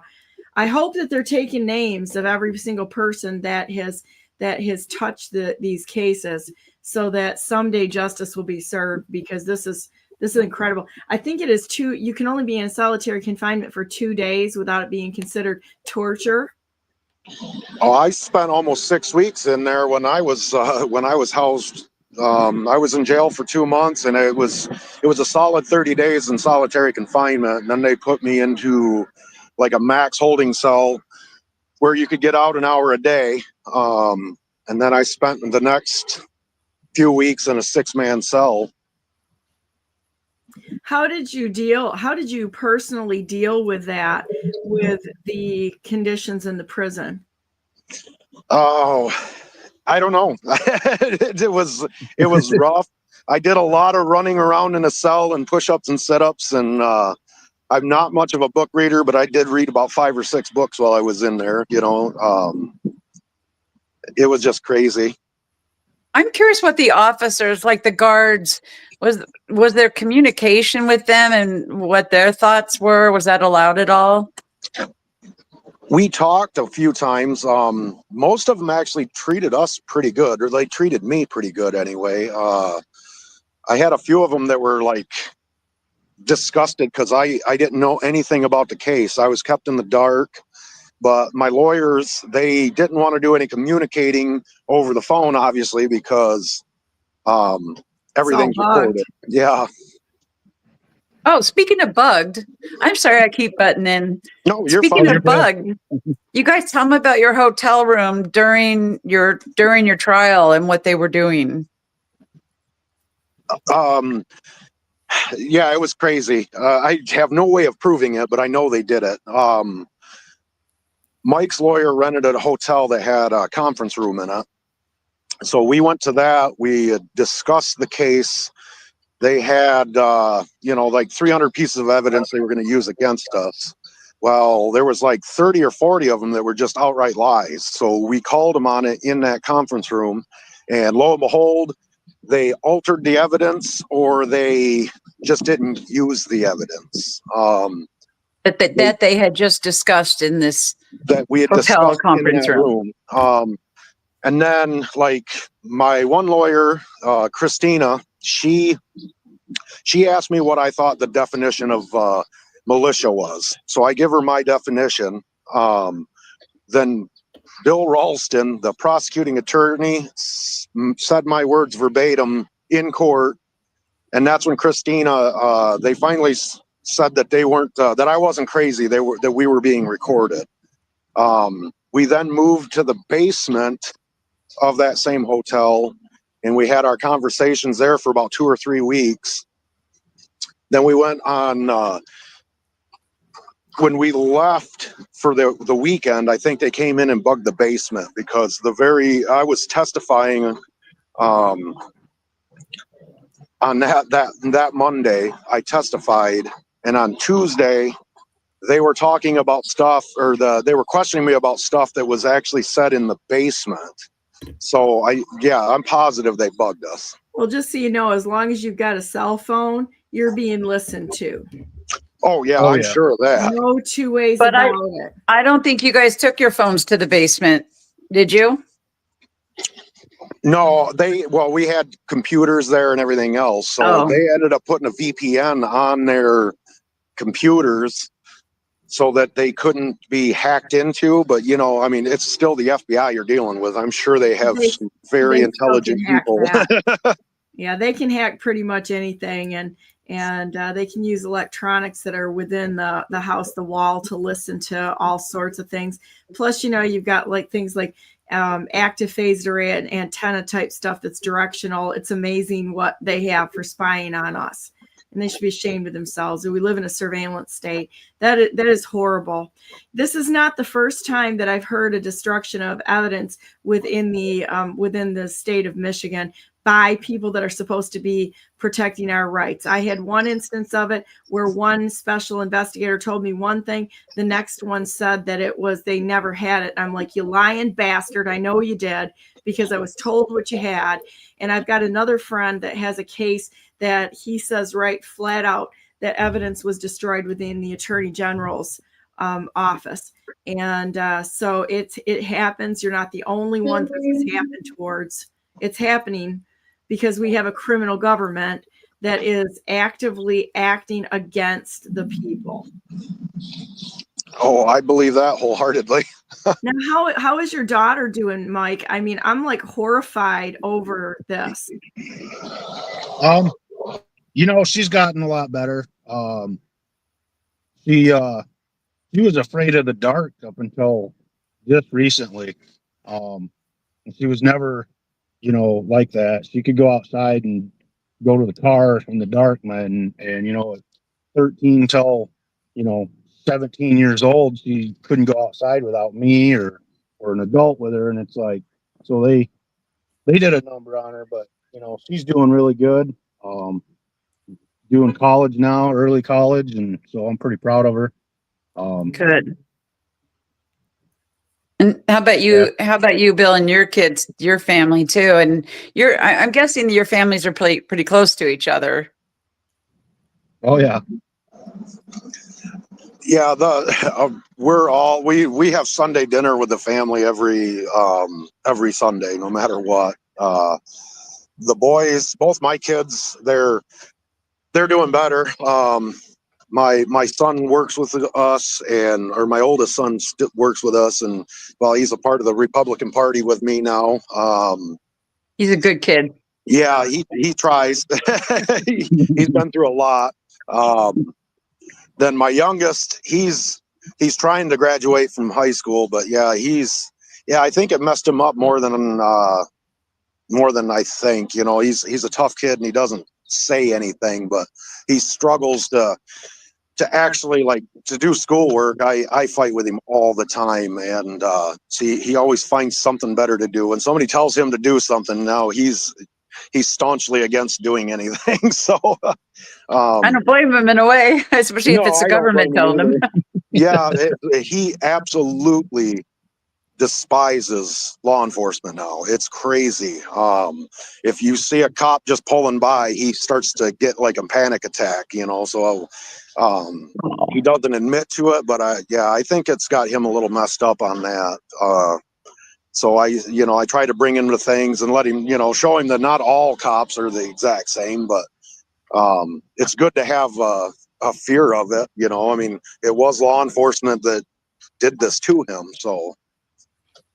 Well, that's what you have. I think this is one of their big problems is a unionized police force. You've got a real problem because you cannot put an organization over your duty. And unfortunately, the state police often uses the sheriff's department to mine officers from. Takes them, they get their training in the sheriff's department, and then they go to the state police because they pay more. And so there's a financial. There's almost always, if you follow the money, there's always a financial reason why things get put into an unconstitutional format. And people are going to have to start, once again, thinking for themselves and saying, this is not okay. I'm curious if there's any other things, any details or such that you assume or that people have missed about what happened during this thing. And you can say anything here. This is no censorship. You say anything you want. Well, I can tell you right now that Dana Nessel, Gretchen Whitmer, the FBI conspired together to kidnap the governor of Michigan. And they did it because to demonize the militias, for one, and it was straight white males. There was, our group alone was it was just a mixed group of people. We had black folk in there, we had Mexican people in there, we had women in there. And the only people they went after were white people, straight white males to be exact. So they do that to demonize all us because the people were standing up. When we would go to rallies or anything like that, people would show up because we were there because they were afraid of what the law enforcement was going to do to them. Or like Black Lives Matter was going to show up and start to beat people. So we were getting pretty popular with the people. So again, like Ruby Ridge or the Bundy standoff or anything like that, when the people start standing up, they have to put that down quick. So that's one of the main things. But then, to the October surprise to try to get Trump to not be reelected, there was a lot of moving parts in this thing. The other crazy stuff is like they keep saying it was a conspiracy that everybody was a part of. Everybody knew each other. 90% of us didn't even know each other. They had pictures of us working security at rallies and like the watchmen were there in the crowd. Well, it's an open public event. I don't know everybody that was there. I was working security. The FBI took over the watchmen's group and then trained them in firearms, and then says that they were training for a purpose. Well, their leader is the one that instructed them on how to do things, and then he videotaped it and put that forth for evidence. We could go on for days on the amount of corruption that is involved in this case. Well, continue on, because I think everybody wants to hear the story, and this is a great way to document it too, because I think that's important. I think it's important for your story to get out there, and the details, the details matter. Well, like Adam Fox, they were trying to talk him into doing it. They had him, the FBI sets him up as the Michigan chapter commander of the FBI's militia. They went so far as they put agents in his group. So to my knowledge, the only two people in his chapter that weren't FBI was him and Sean Fix, and they're both in prison. They literally took pictures. They sent an agent to the island and had them survey the governor's mansion on Mackinac Island. They give him a plan so that he knew how to get in and out of the island to kidnap the governor. And he said, that's crazy. So, wow. It's all the FBI. They conspired to kidnap the governor. Wow, even gave him a map to get in.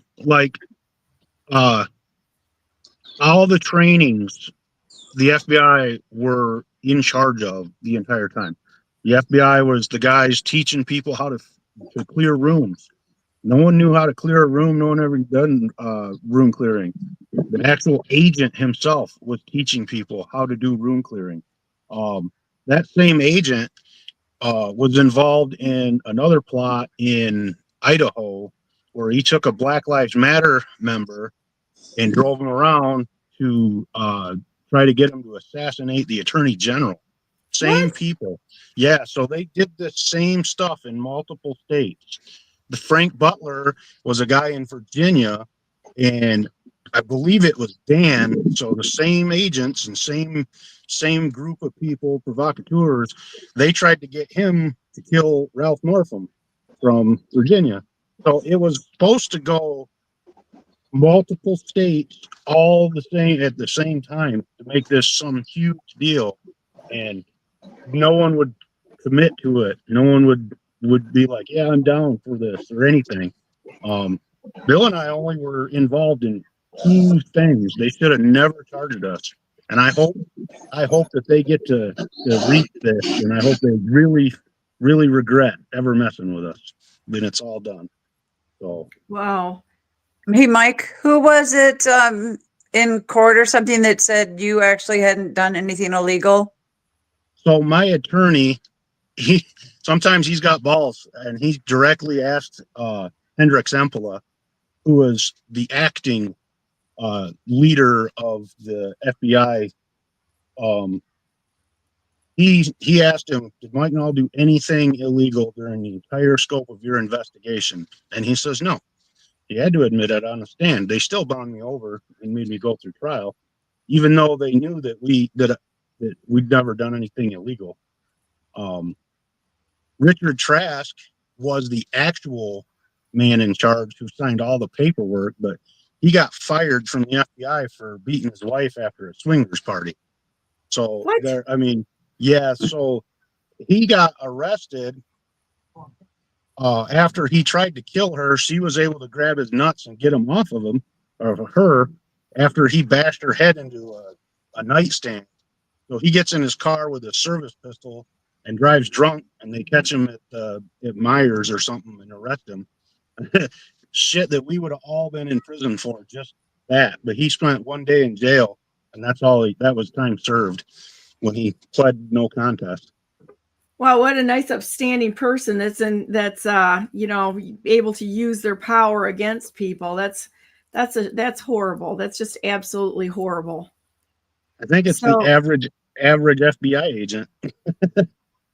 Yeah, I think all of us have kind of gotten to the point where we're kind of sick of all their nonsense. And I mean, that's all of them from top to bottom. I mean, when they're talking about terrorists and they had Biden on there calling you guys terrorists, there's your terrorist right there.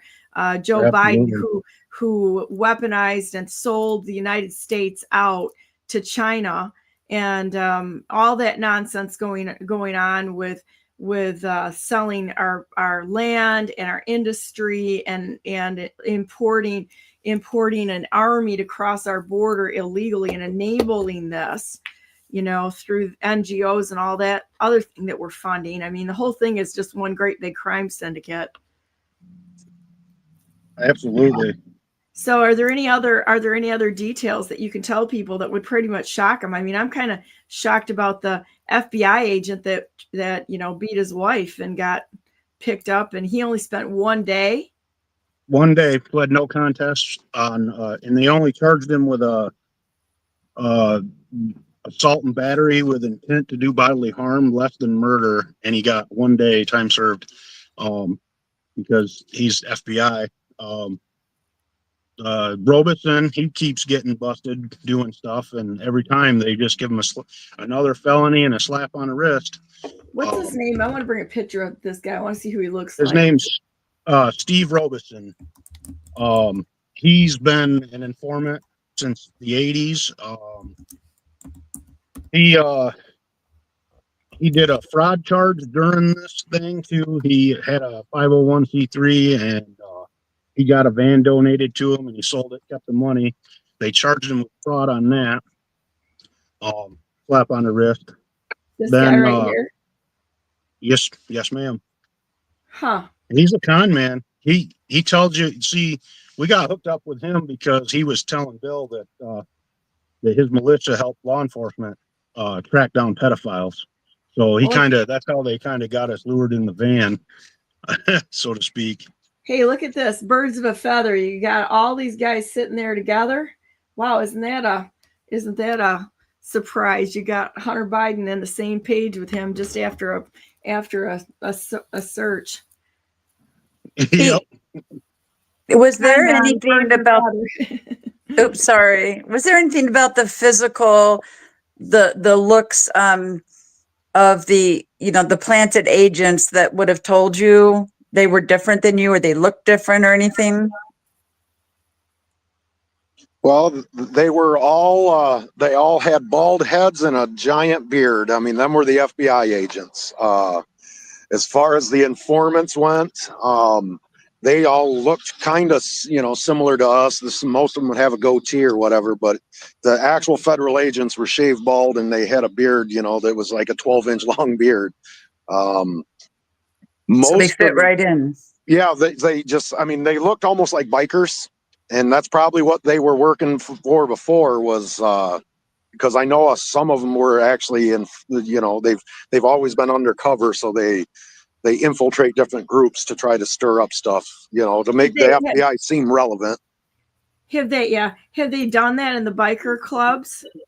From what I know, they used to do it in Hell's Angels and all that other stuff too. I don't know if these specific agents did it, but yeah, they infiltrate any group like that. So, wow. Donna, do you want to show the first 2 minutes or so of trailer 2? I can do that if you have time, and then I'd like to talk briefly about what you guys do for a living and maybe how this has affected you and your livelihoods.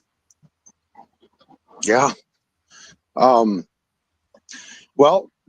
we're self-employed. And I mean, we did a lot of work that was our own personal business that we, for our own clients. What do you do? We're licensed builders. So we pretty much do everything. We frame roof, side, houses, drywall. We had a bunch of our own contacts. Now I don't have any. Once they took our phones, I lost all the contacts. I don't even have the same number. We had to have it blacklisted. So luckily, the couple builders that I had and the couple contacts for the commercial work, they stepped up big time to help us. But we're still, business is not what it used to be. But you lost contracts. Yeah, well, I had a pot shop that we were supposed to build downtown. That was like a $500,000 build. I lost that because I had to go to trial. We had 50 kitchens that we were supposed to do. I lost all of them because, again, I had to spend a month in trial. Yeah, there were just endless amounts that we lost that we'll never get back, and obviously even though we were acquitted, people's, the news don't portray that. So all you get is the stigma that you were an attempted kidnapper. And, it's been a little rough there, but I mean, business is picking back up, but it's, like I said, it's just, I don't know if we'll ever recover, fully from it, but. I'm going to go out on a limb here, but couldn't you sue the state for false allegations? What's that? Losses? Could you sue the state for false allegations for, No. Is there any recourse that way? If I could find a lawyer that would take the case and do it. I'm pretty knowledgeable, but I don't know about actually handling a civil suit like that myself. I would have to definitely do a lot more work to be able to handle something like that myself. But well, guess what? I'm working on trying to be an expert on that right now. So it's kind of an interesting path to go down. Would you like me to play this right now, or would you like to ask some more questions, Shelley? Well, I did just want to throw out there that we are going to be putting together a fundraiser. They still owe several $1,000s each to their attorney. And so we're going to be doing a fundraiser, a shooting competition to try to help pay off their attorney bills. And I would like to start some kind of crowdfunding for them. They're very, very proud men, and they don't want to accept help, but they need it. And we we can do that for them. So I would ask if, once that is all set up, if we could come back on. I thought maybe Christina, the journalist, would join them.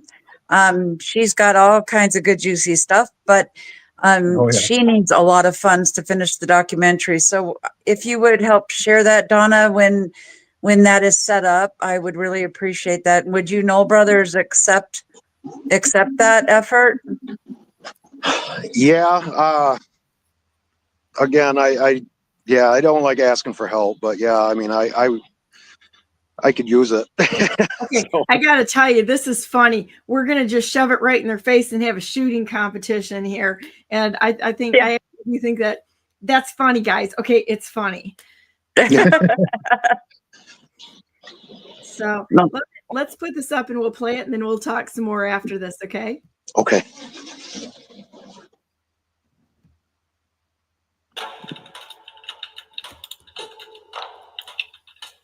And we go now to new developments in the plot to kidnap and kill Governor Gretchen Whitmer. 13 suspects arrested, including 7 alleged members of a right-wing militia group who are preparing to kidnap and possibly kill me. The defense claims the FBI, through undercover agents and informants, were behind the plan, and that Fox and Croft were duped into going along with it. What the FBI did is unconscionable. It's almost like they had their evidence, had their facts, and created the crime. Let's get a plan together to attack our governors all at the same time. We can cloud the water. We can send everybody into disarray and chaos. He's the perfect chameleon. He knew exactly what to say, how to say it. Dan Chappell was the driving force of it all. He was there to lead. He was there to orchestrate. I think he viewed us as an opportunity. Everything here is a lie or a manipulation. It's almost impossible to fathom how brazen, how bold, and how dangerous these individuals were. Thank you to the fearless FBI agents. Inside the takedown of the FBI agent who led one of the nation's biggest domestic terror investigations. If you think of a synonym for patriots, think of terrorists. You're seeing the exact same methodology being used without difference. Everything about this case was a terrorism attack, I agree, by the FBI. Unlimited power, unlimited money. My biggest fear is being, called a terrorist from the nation that I love. Your entire life could be taken away from you for something you didn't do. What they've done is destroyed lives. And I will not stop until he's free or I die. The saying we have in my office is, don't let the facts get in the way of a good story.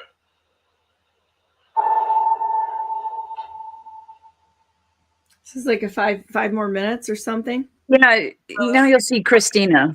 Okay. I'm the director and producer of Kidnap and Kill, an FBI terror plot, which you just watched the second trailer for. For those of you who don't know the story behind the film, let me just give you some background information. I'm an independent journalist who's been reporting on the case since these men were arrested for the past 4 years. We released our first trailer last year. We'd only conducted one interview at that time, and I used that to fundraise so that we've done multiple trips to Michigan. We've been able to interview over 20 different people across 8 different states. We've been able to travel to locations of interest, interview eyewitnesses, interview family members, get the stories of these men. And now that we've released the second trailer and we've done that work, we aren't fully funded. We still need to meet our fundraising goal so that we can edit the documentary, pay our editor, hire him an assistant, pay our colorist, pay a composer, pay a graphics person, pay for marketing and advertising. There's so much that goes into producing a documentary of this kind. It's such a massive and complex story. It's such a big story. It requires a lot of resources, and we need your help in order to tell this story and to get it done in a timely manner. These men don't have 3 years to wait for me to raise the funds over that time to get it out. They need this out sooner rather than later. So it's super important that we meet our full fundraising goal, which you can find on our website, knkfilm.com/donate, that will take you directly to our Give, Send, Go fundraiser. And any bit you can donate helps. This entire project has been 100% crowdsourced. We had no experience doing this before. We've never made a documentary before. We had no production company. We've had to teach ourselves all of this along the way. And I hope that you've seen all the work we've done reflected in this most recent trailer. And I hope that you guys help support this documentary. It means so much, I know, to these men and to their families, but also to our nation. Americans need to know what our government did 4 years ago. They need to know what the FBI is doing to American citizens right now. This story is bigger than Michigan. It's not just about these men. What they did to them, they want to do to you. And so it's so critical. I know so many people donate to politicians, right, that go down to Washington, D.C. to enrich themselves, and you don't really get a return on that investment. If you support our documentary, I can promise you, you will get a return on that investment in the form of a completed documentary that I think is going to be historic. So with that, thank you so much for everybody who has supported this film, who's gotten us this far. I know we can get to our funding goal and that we can get across the finish line and get this film out very, very soon. Thank you so much, and I hope you guys enjoyed it. Very nice. She has really dedicated her last 4 years of her life to this, and she has evidence across these 8 states. She knows things about the Null twins that they don't even know. She's amazing, and it does need to get out there as much as possible. Yeah. Wow. Well, it's quite a horrific situation, and I'm so sorry for you and your families and the people that surrounded this. There's details that just stand out to me. First of all, that they ran over a vehicle. Why was there so much overwhelming force that they rammed into your homes and over vehicles and such? I mean, there's no words.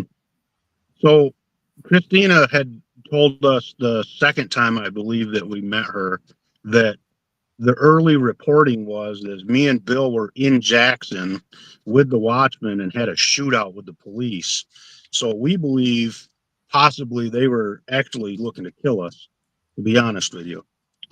Because when they showed up to arrest us, they were amped up. These people have seen us for 5 years at the Capitol. We always got along with law enforcement, and they see that Bill's on stage with Darleaf. They could have handled the arrest a lot differently. I'm sure if they would have just reached out to Dar, we knew we didn't do anything wrong. I would have turned myself in and saved my family that kind of a, chance of being murdered by the police. But that's what I think. I think they amped them up so much that they went there with a mission of expecting to be into a gunfight. Wow. So though this is just disturbing beyond all words. It's just disturbing. They do need to go after them for their kids, the trauma they put the families through and them and their lost livelihoods. But attorneys, as we all know, are very expensive. Filing pro se is great, but this is a really complicated case. I don't know if we could find a good attorney with the, guts, I'll say, who would do it at either pro bono or something that is affordable, then it can happen. But I know a few people are looking.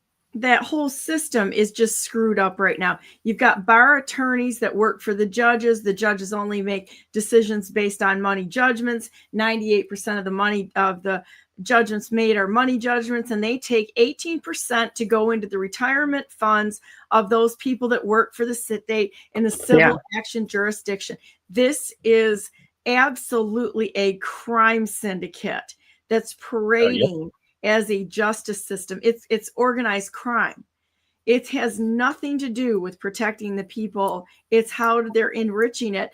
in backroom deals with these handshakes, and the gutless cowards from the top to the bottom that participate in this are just as guilty as any SS officer was in Germany in World War II. What the Bolsheviks did, what was going on with Pol Pot, and all the other organized crime syndicates that have happened utilizing government throughout history. They're the same. They can't justify this. They're a bunch of gutless thugs and cowards, all of them. And they all need to be prosecuted for treason to the fullest extent of the law and crimes against humanity. I mean, every single person that I can see that handled the case with you guys, there was absolutely no discretion. There was no professional way of handling this. They assumed that you were guilty and they treated it as such. There was no assumption of innocence. And the fact that they already had you and attacked your families, there's no excuse for this. No, that's why I said I think it's absolute cowardice. Especially, we both just complied. Normally I'm a big staunch of I don't comply, right? But when you're just pumping fuel in your truck and then you got 16 armed guys just freaking out, you're like, whoa, dude, what's the problem? And they tell you were buying bombs. And I was like, I even tried to make a joke with him because I just bought the truck. I was like, I don't think it's that big of a piece of shit. And the guy was like, this isn't a joke. And blah, he just lost his mind. And then they go and attack the house. They know it's just, my wife's like 120 pounds, what is she going to do to this cop? And both of my kids were minors. They held them hostage for like 6 hours. Did they cuff them? Yeah, they cuffed them and threw them in a car. They sat in a car in handcuffs for 4 to 6 hours. Your children, they cuffed your children after they rammed into the house and drove over a vehicle. Yes. And the same thing with Michaela. She was home alone. And it was, they held her there for hours until my nephew and I think Steph went and got her. But they kept lying to my family, saying there was no minor children there when they were trying to get the kids. They finally released them after, like I said, 4 to 6 hours so that they could go to my sister's house while they continued to ransack our house. They just flipped things over. The wife had a wine fridge in our room. They just took and tipped it over on its face and shattered it. And it just, a bunch of cowards. That's the only thing I can say about them. Thugs. They're they're Gestapo thugs at this point in time that are doing the bidding of a governor who is already proven to be a thug to the state of Michigan. There's no excuse for what Gretchen Whitmer has done. And I'm kind of amused because I think that President Trump is actually bringing her in there as a walk of shame for what she's done for this nation. But you know what? I don't care how much you try to put lipstick on a pig. Would agree. Okay? You can try to package Gretchen, the terrorist Whitmer, any way you want. She violated the law. She violated the rights of the people in Michigan, and we will never forget or forgive her. And it's like Queen Gretch, and her squire Dana Nessel, and then the Joker Benson, the Joker in their court of shame that's been running this state. And you know what? And every single legislature that watched this happen is guilty as hell. They never stood up in any appreciable way. The Republican Party did nothing. The Democrat Party did nothing to hold these people responsible. They sat there and they let this happen. And I'm sorry, I know it's an unpopular thing to say, but we're going to have to tell the truth on this. We have to hold these people accountable. And I don't care what title you have or what you affiliate with. If you fall in with criminals to hide, protect, or refuse to hold them accountable, you're guilty by association. Well, and I will tell you, Christina Urso, not lawyers. She sent a complete package to Jim Jordan at the Fed level of the weaponization. Nothing out of him. You know, Dar sent him, or sorry, Sheriff Leaf sent him all of the emails released about Dominion being, you know, in all these other countries, horrible. Nothing. So there we've been let down again. Every single one of them have turned a blind eye. And the cases that they're filing are laughably stupid. If you read cases that are filed, they're distraction. They have not gone to the source of the problem. So thereby, they're all of them guilty. Every single one of them from top to bottom, watching how many things and how many crimes that have been, you know, been committed. And they, well, whatever shall we do, you know, and then they'll chip out something that's meaningless over on this way. Then the uniparty chips out something that's meaningless on this way, but nobody is standing to actually make any meaningful changes. And it's very disturbing. It's going to take a bunch of us that literally are going to say, you know what, we're not buying into this establishment nonsense. We're not going to buy into the second string fake news, which is the alternative news. Most of those guys are being paid by USAID. What is it? We found 5,000 news outlets in that were being paid by USAID. So now we got second string mainstream media. It's like, you know what, we're going to have to do this ourselves as far as to put the truth out there. And I'm not saying taking the law in our own hands and being stupid. I know somebody out there is going to be going, Brandenburg saying, grab your torches and pitchforks. They're like, no, we're not talking that. All right, that's Stupidville. Okay, that is Stupidville. What I'm talking about is the pen is mightier than the sword. The law is on our side.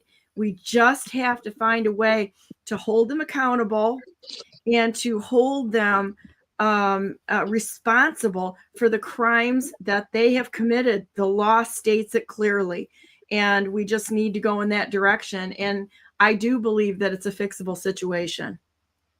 Yeah, if the people stand together, you know, it's the CIA Project Mockingbird with the media, and then they divide us by race, they divide us by religion, they divide us by gender now. I mean, people don't even know what gender they are anymore, and that's all by design. And then they don't want masculine men anymore. People have to look past that and actually grow a pair. Yeah, I think that that's a good thing. You know what? I hate to say it, but I'm the one that says it, is like, bring on the toxic masculinity. And you snowflakes out there that have a problem with it, it's time to just shut the hell up. If you need to go find your safe space in a coffee shop with a fat-free cookie and a herbal tea or something like that, you know, I'm pretty sure that your opinion doesn't matter at this point in time, because you're making excuses for thugs that are taking over this nation and trying to justify it. This isn't okay. You know what? I would really like to see some appreciable, no back down attitudes that will address these situations, because you know, the woke nonsense that's going on has disabled our ability. Did you guys know that this whole thing with Ukraine, I found this out, and this goes with this whole mindset of disabling. They were paying, I believe they were offering some of our military men $2,000 a day to go to Ukraine through the military.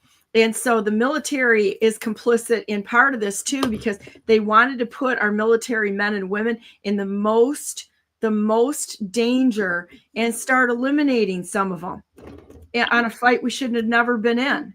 That was, you know, all about money laundering, etc. I mean, we could go down that. So when we look at this, what are you going to do when there's no strong fighters out there to protect the herd? Yeah, especially when they keep bringing in foreign agents from, you know, other countries and placing them here. You know, how many millions of people came across that border that our government knew, and I'm sure they funded that whole caravan. I mean, Donna? Yeah. So I will say, watching the government and the military, when you talk about the military, I am the proud wife.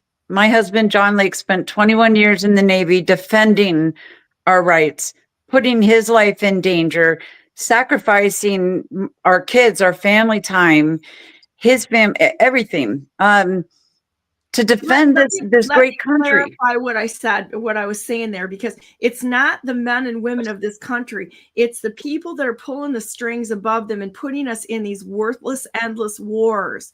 Absolutely. It's like they won't even defend our brave men and women in the military. It is the military industrial complex that has put the lives of Americans that are in the United States, that are serving in the United States, that are trying to do the right thing, in harm's way, and it's despicable. They are, and our veterans can see what's going on, and it is breaking their hearts. And I agree. And the PTSD runs rampant, and it's real.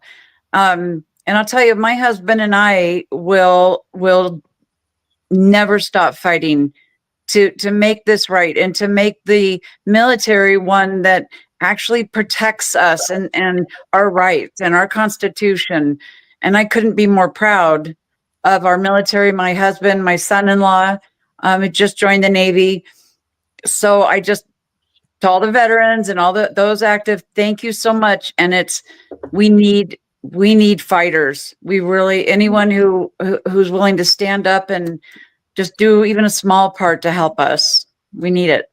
Yeah, and I'm glad for the clarification, because I don't want to be misunderstood with this. When I'm talking about the military industrial complex that has been there to enrich, organizations and companies like Lockheed Martin and all of this stuff that have had these big contracts. It's not our brothers and sisters who are fighting in the military, and our husbands and our family members and such. That's not what I'm talking about. I know. Some of the finest people I've ever known, and it's just a shame. It's an attack against Americans. Yeah, the military just is not what it used to be, and the members are not happy with what they're being told to do. So I have complete faith that Hexeth will help this problem. But no, I did not take you right. I completely agree. And I love our military. Yeah, and it's amazing. I know my dad was a veteran, and I watched how he was treated before he died. And he was trying to make it work with the VA. And I finally said, I'm done with this. I'm just paying for everything, because this is substandard care for people that got in to defend the United States of America, and the care they were getting, and that what he was getting and his friends. It was a shameful thing that I saw. And our veterans, we owe them. We owe our veterans better than what they're getting right now, and our military men and women. I completely agree with that. Well, are there any other words that you guys have to say? I have a video I want to play. I want to put it up here because it's kind of cool. While we were talking about military veterans, I would like people to know that, like, Daniel Harris was one of the guys that were acquitted in the federal case. He was a Marine. Paul Ballard, he's a young man who's out of Jackson County. He was Marine or Army vet or whatever he was. He was in the military, and the government and law enforcement don't care for you if you're in the military. They will run you through the ringer, and they will use your military experience against you to promote their violence that they're trying to asset. Paul Ballard, he was honorably discharged because I think he injured his back. He left the state. He wasn't even a part of the Wolverine Watchmen anymore, and they still went down and picked him up and brought him here to implement him in this case. Daniel Harris was getting ready to go back over to Afghanistan, and they arrested him and charged him with terrorism. So yes, I support our troops, and I support everything they do. Our family has got many people that are in the military or were in the military. But your country only wants you to go fight and die in an endless war. When you come home, they don't care. We were a part of, we started doing benefits with the 92 for 22 because there's 22 veterans a day kill themselves because the government does not care about these people anymore. And in my opinion, it is like the ultimate act of patriotism to try to serve your country. But when your country shits on you, it's disheartening for one, and it's crazy the level that they go. And then you're a terrorist now the second you're out of the military. You know, it just pisses me off. I agree. So, are there any other last words that you guys would like to say? I want to make sure you have all the time you need to say what you want to get off your chest here on what happened. I don't know. I get put on the spot, but yeah, I mean, we could go for days.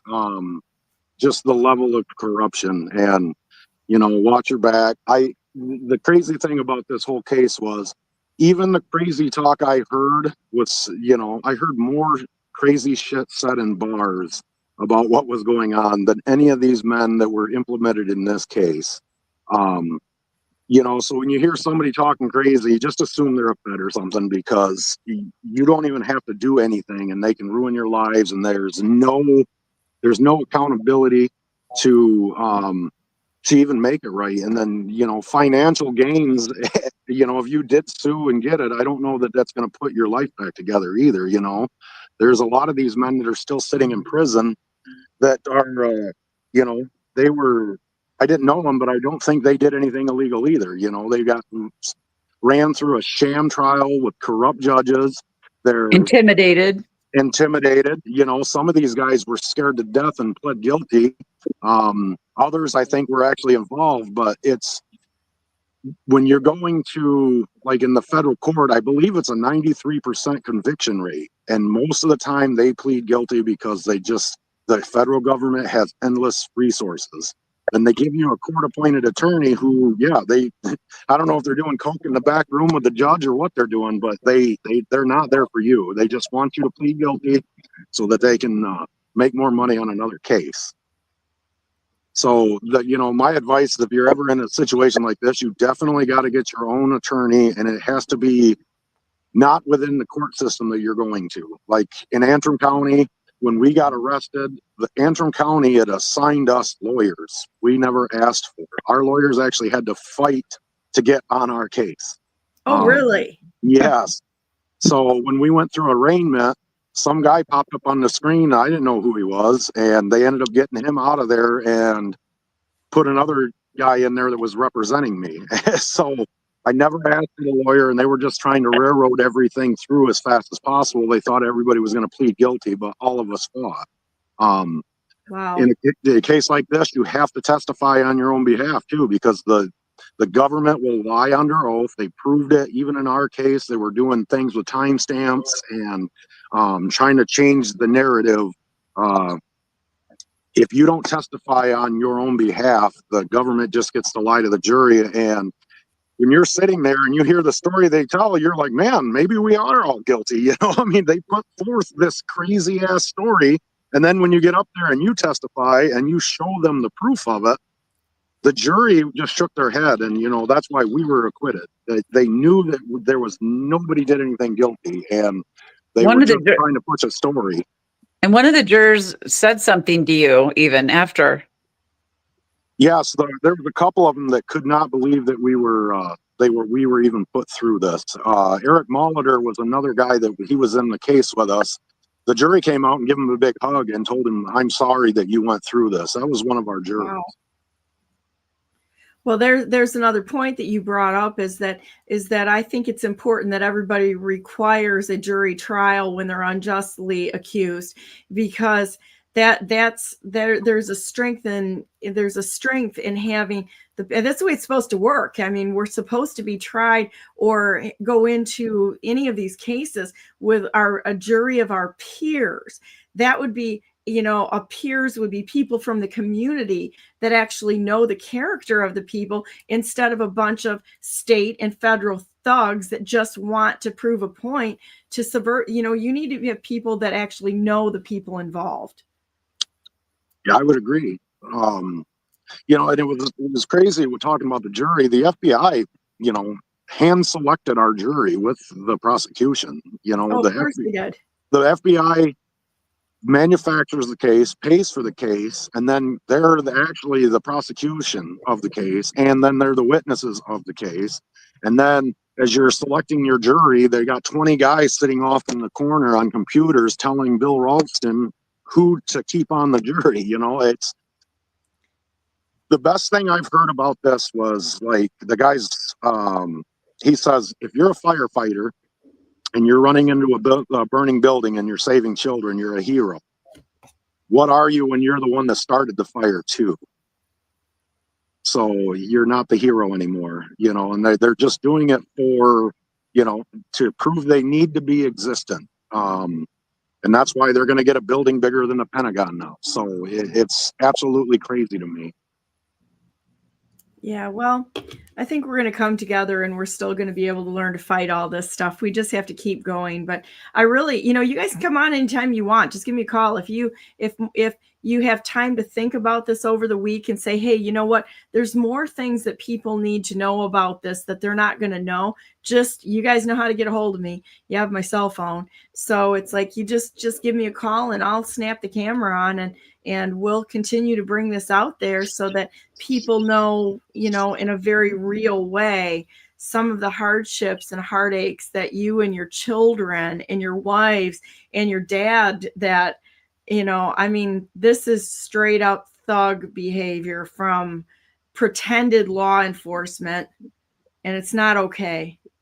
Yeah, I would love to get Christina on here with you. She, like I said, she knows more about it than I do. And during our case, they shut her YouTube down because they live streamed our case. So she was live streaming off of YouTube and showing every time these guys were lying, she's pulling out documents saying that they're lying. And then YouTube did a copyright strike on her page, you know? So it's just, yeah, she's so knowledgeable on this case and she knows it inside and out. And she would be a great person to have. Well, if you guys want to come on next week, Monday at 10 o'clock, we'll see if we can make that work. That's fine. But that's honestly why I created Brandenburg News Network, our own channel. And I mean, it runs on redundant servers and we've got them all over the United States for redundancy because I was so censored and lied about in the media, as well as, you know, the attacks were just amazing. We actually found the name of somebody who was paid $5.5 million to tank my campaign when I ran for governor, because God forbid, should you have uncontrollable Brandenburg out there telling the truth. And that's why Brandenburg News Network started. And I don't get paid for this. I do it all for free to get this stuff out there because of these big corporate entities who don't want the truth out there and who are censoring everybody. They do it. Oh, it's a hate crime. No, it's not. It's just the truth. You just don't like it. And sorry, that's just the way it is. But if you want anybody that wants to come in here that's been silenced on this, you know, it's like, I'll give them a voice. I mean, you're right. You have a right to your opinion. You have the right to tell what's going on. And if they don't like it, well, too bad. I really don't care. And I don't think any of us care anymore. You know, it has to get out there. Oh, that's good to know. I would love to. I can get with Christina and see if she'd be available, and definitely get back to you on that. Yeah, I think that's good to know so that everybody can be warned. I actually, there is somebody in the state of Michigan here that taped me on a call and tried to entrap me. I'll call it entrapment by putting words in my mouth. And I just said to this person, I said, those were your words. Those are not my words. So don't try to put words in my mouth. And remember, this is a lesson because it happens over and over again. It's, you know, this is a great case for not just going along to get along, but speaking truth. And if somebody's trying to tell you what you said or reframe your words, stop them dead in their tracks and say, that's not what I said. Those are your words. And turn it, make sure that you defend yourself because it happens all the time. Yeah, absolutely. So, well, why don't we say a prayer here and end the day, and then you know, we'll come back on again. And I really appreciate you guys coming on today, and Shelley for suggesting them to come on. And I just absolutely love what Shelley and everybody in Michigan Fair Elections is doing and talking about the crimes that were committed in our elections too. I mean, this is one great big happy crime family that's going on in Michigan. Michigan is a money laundering state with pretended legislation, and it's big. It's bigger than what people can imagine, and it goes all the way from the top down into our townships with the zoning boards and the third party consultants that are coming in that are taking their orders from the globalist entities. You know, it's just the way it is, and we're going to have to speak up again about this. So, hey, Donna, I do want to also throw out there, Election Integrity Force is doing incredible work too. I mean, there's many groups, but tirelessly working. So I appreciate all of the groups that are helping. Locust Standy, that's another one. Locust Standy with Scott Ogney and Steffi Belting and all the people that are working in those. I mean, we have, as much as the bad stuff that we go through to evaluate, we have some amazing people. Sandy Kiesel, Joanne Bacali, the people in, you know, that you're standing with, Jackie Eubanks, to, you know, just to name a few that are out there. We have some very brave people out there that are standing and fighting and holding people accountable and gathering evidence and are willing to speak out about this. And this is what needs to happen. And then of course you guys for standing and not capitulating. I'm so proud of you all. I really am. I mean, what an honor to meet just good people. It's just an honor. And thank you for continuing to spread the word, Mike and Bill, and through your speaking engagements. And I only wish the best for you. And we appreciate everything you've been doing too, Shelley. Without you, I don't know. There's been a few things that I don't think would have happened. So we do appreciate it. And FBI in the Justice Department right now, you guys are on the wrong side of the tracks. Okay, we know you're on the wrong side of the tracks, and we all know what you're doing. Okay, it's not a secret anymore. And so, you know, you might want to make a right turn towards what's the right way to live your life, because there's going to be justice that's going to come eventually. You're either going to stand in front of God Almighty, or you're going to stand trial here in the United States before there. And I don't think there's any way out of this. I really don't. It's either here or there, but it's going to be. So, you know, with that said, let's say a prayer, and I'm going to ask for God's blessings and protection on every single one of you right now, because God's standing with us. Dear Heavenly Father, thank you so much for Bill and Mike and Shelley and Vicky and all the people that I mentioned that are working on our elections to bring the truth forward, and every single person out there, the people who are fighting the DNR with me and their things that they're doing to destroy the state. We know what they're doing, and you're showing us every step of the way the things that have existed for a very long time. We just didn't know to the extent of what was going on, but you're showing us now. And you're giving us a way to absolutely stand for your good and righteous purposes. I asked for complete healing in every single way for the children of Bill and Mike and for their wives, that your blessings would just absolutely flood their lives, and that any damage that was done by these people who I don't even have a word for other than thugs at this point in time, that all that damage would be washed away by the blood of Christ and by your mercies and by your peace that passes understanding. I ask that your favor would rest mightily upon them and everything that they do in provision for their lives and protection and giving them a voice and sending people alongside of them to help defend them and stand with them. I ask for the men that are still in jail or in prison, that they would truly feel your presence with them, and that they would find a way to turn to you for comfort and for help with the situation that's going on, and that you would also reach out. And you always say, pray for our enemies. I pray for all of those in the positions in office, for Gretchen Whitmer, for Dana Nessel, for Jocelyn Benson and all those people around them, for Jonathan Brader, for the people that conducted these acts of terrorism against Americans. I ask that you would absolutely turn their lives around, that they would fall on their face before you and worship you as God Almighty, and that they would be repentant, say that they're sorry, and help to right the wrongs that they committed. We ask that you would also bless their families, that they would come alongside of them, and that there would be complete healing in the United States of America. You know, it's really a problem here, God, with all the division that's going on around us. And we see it. It makes us sad. And I just can't even imagine how sad it makes you. I really hope that today that you're blessed by anyone who's willing to stand for the truth, who is willing to put themselves out there and talk about forgiveness forgiveness for our sins and the atonement of Jesus Christ, your only begotten Son, who you sent to help us. Every single one of us has fallen short of the glory of God and your glory. And we know it. We're relying on you. And we ask that whatever the path that you put before us, that we're not asking for an easy path. We're asking for you to give us the feet to walk the path that you have laid before us, to give us provision, help, guidance, counseling, and that you would carry us with your strength and peace in all situations. We love you so very much. We love the strength that you have, and we know that you're not going to put up with this forever, the destruction of your children and the victimization by evil. And we thank you for that, for standing with us and forgiving us and being with us every step of the way. We're never alone because you're here. In the name of Jesus Christ, we pray. Amen. Amen. Thank you.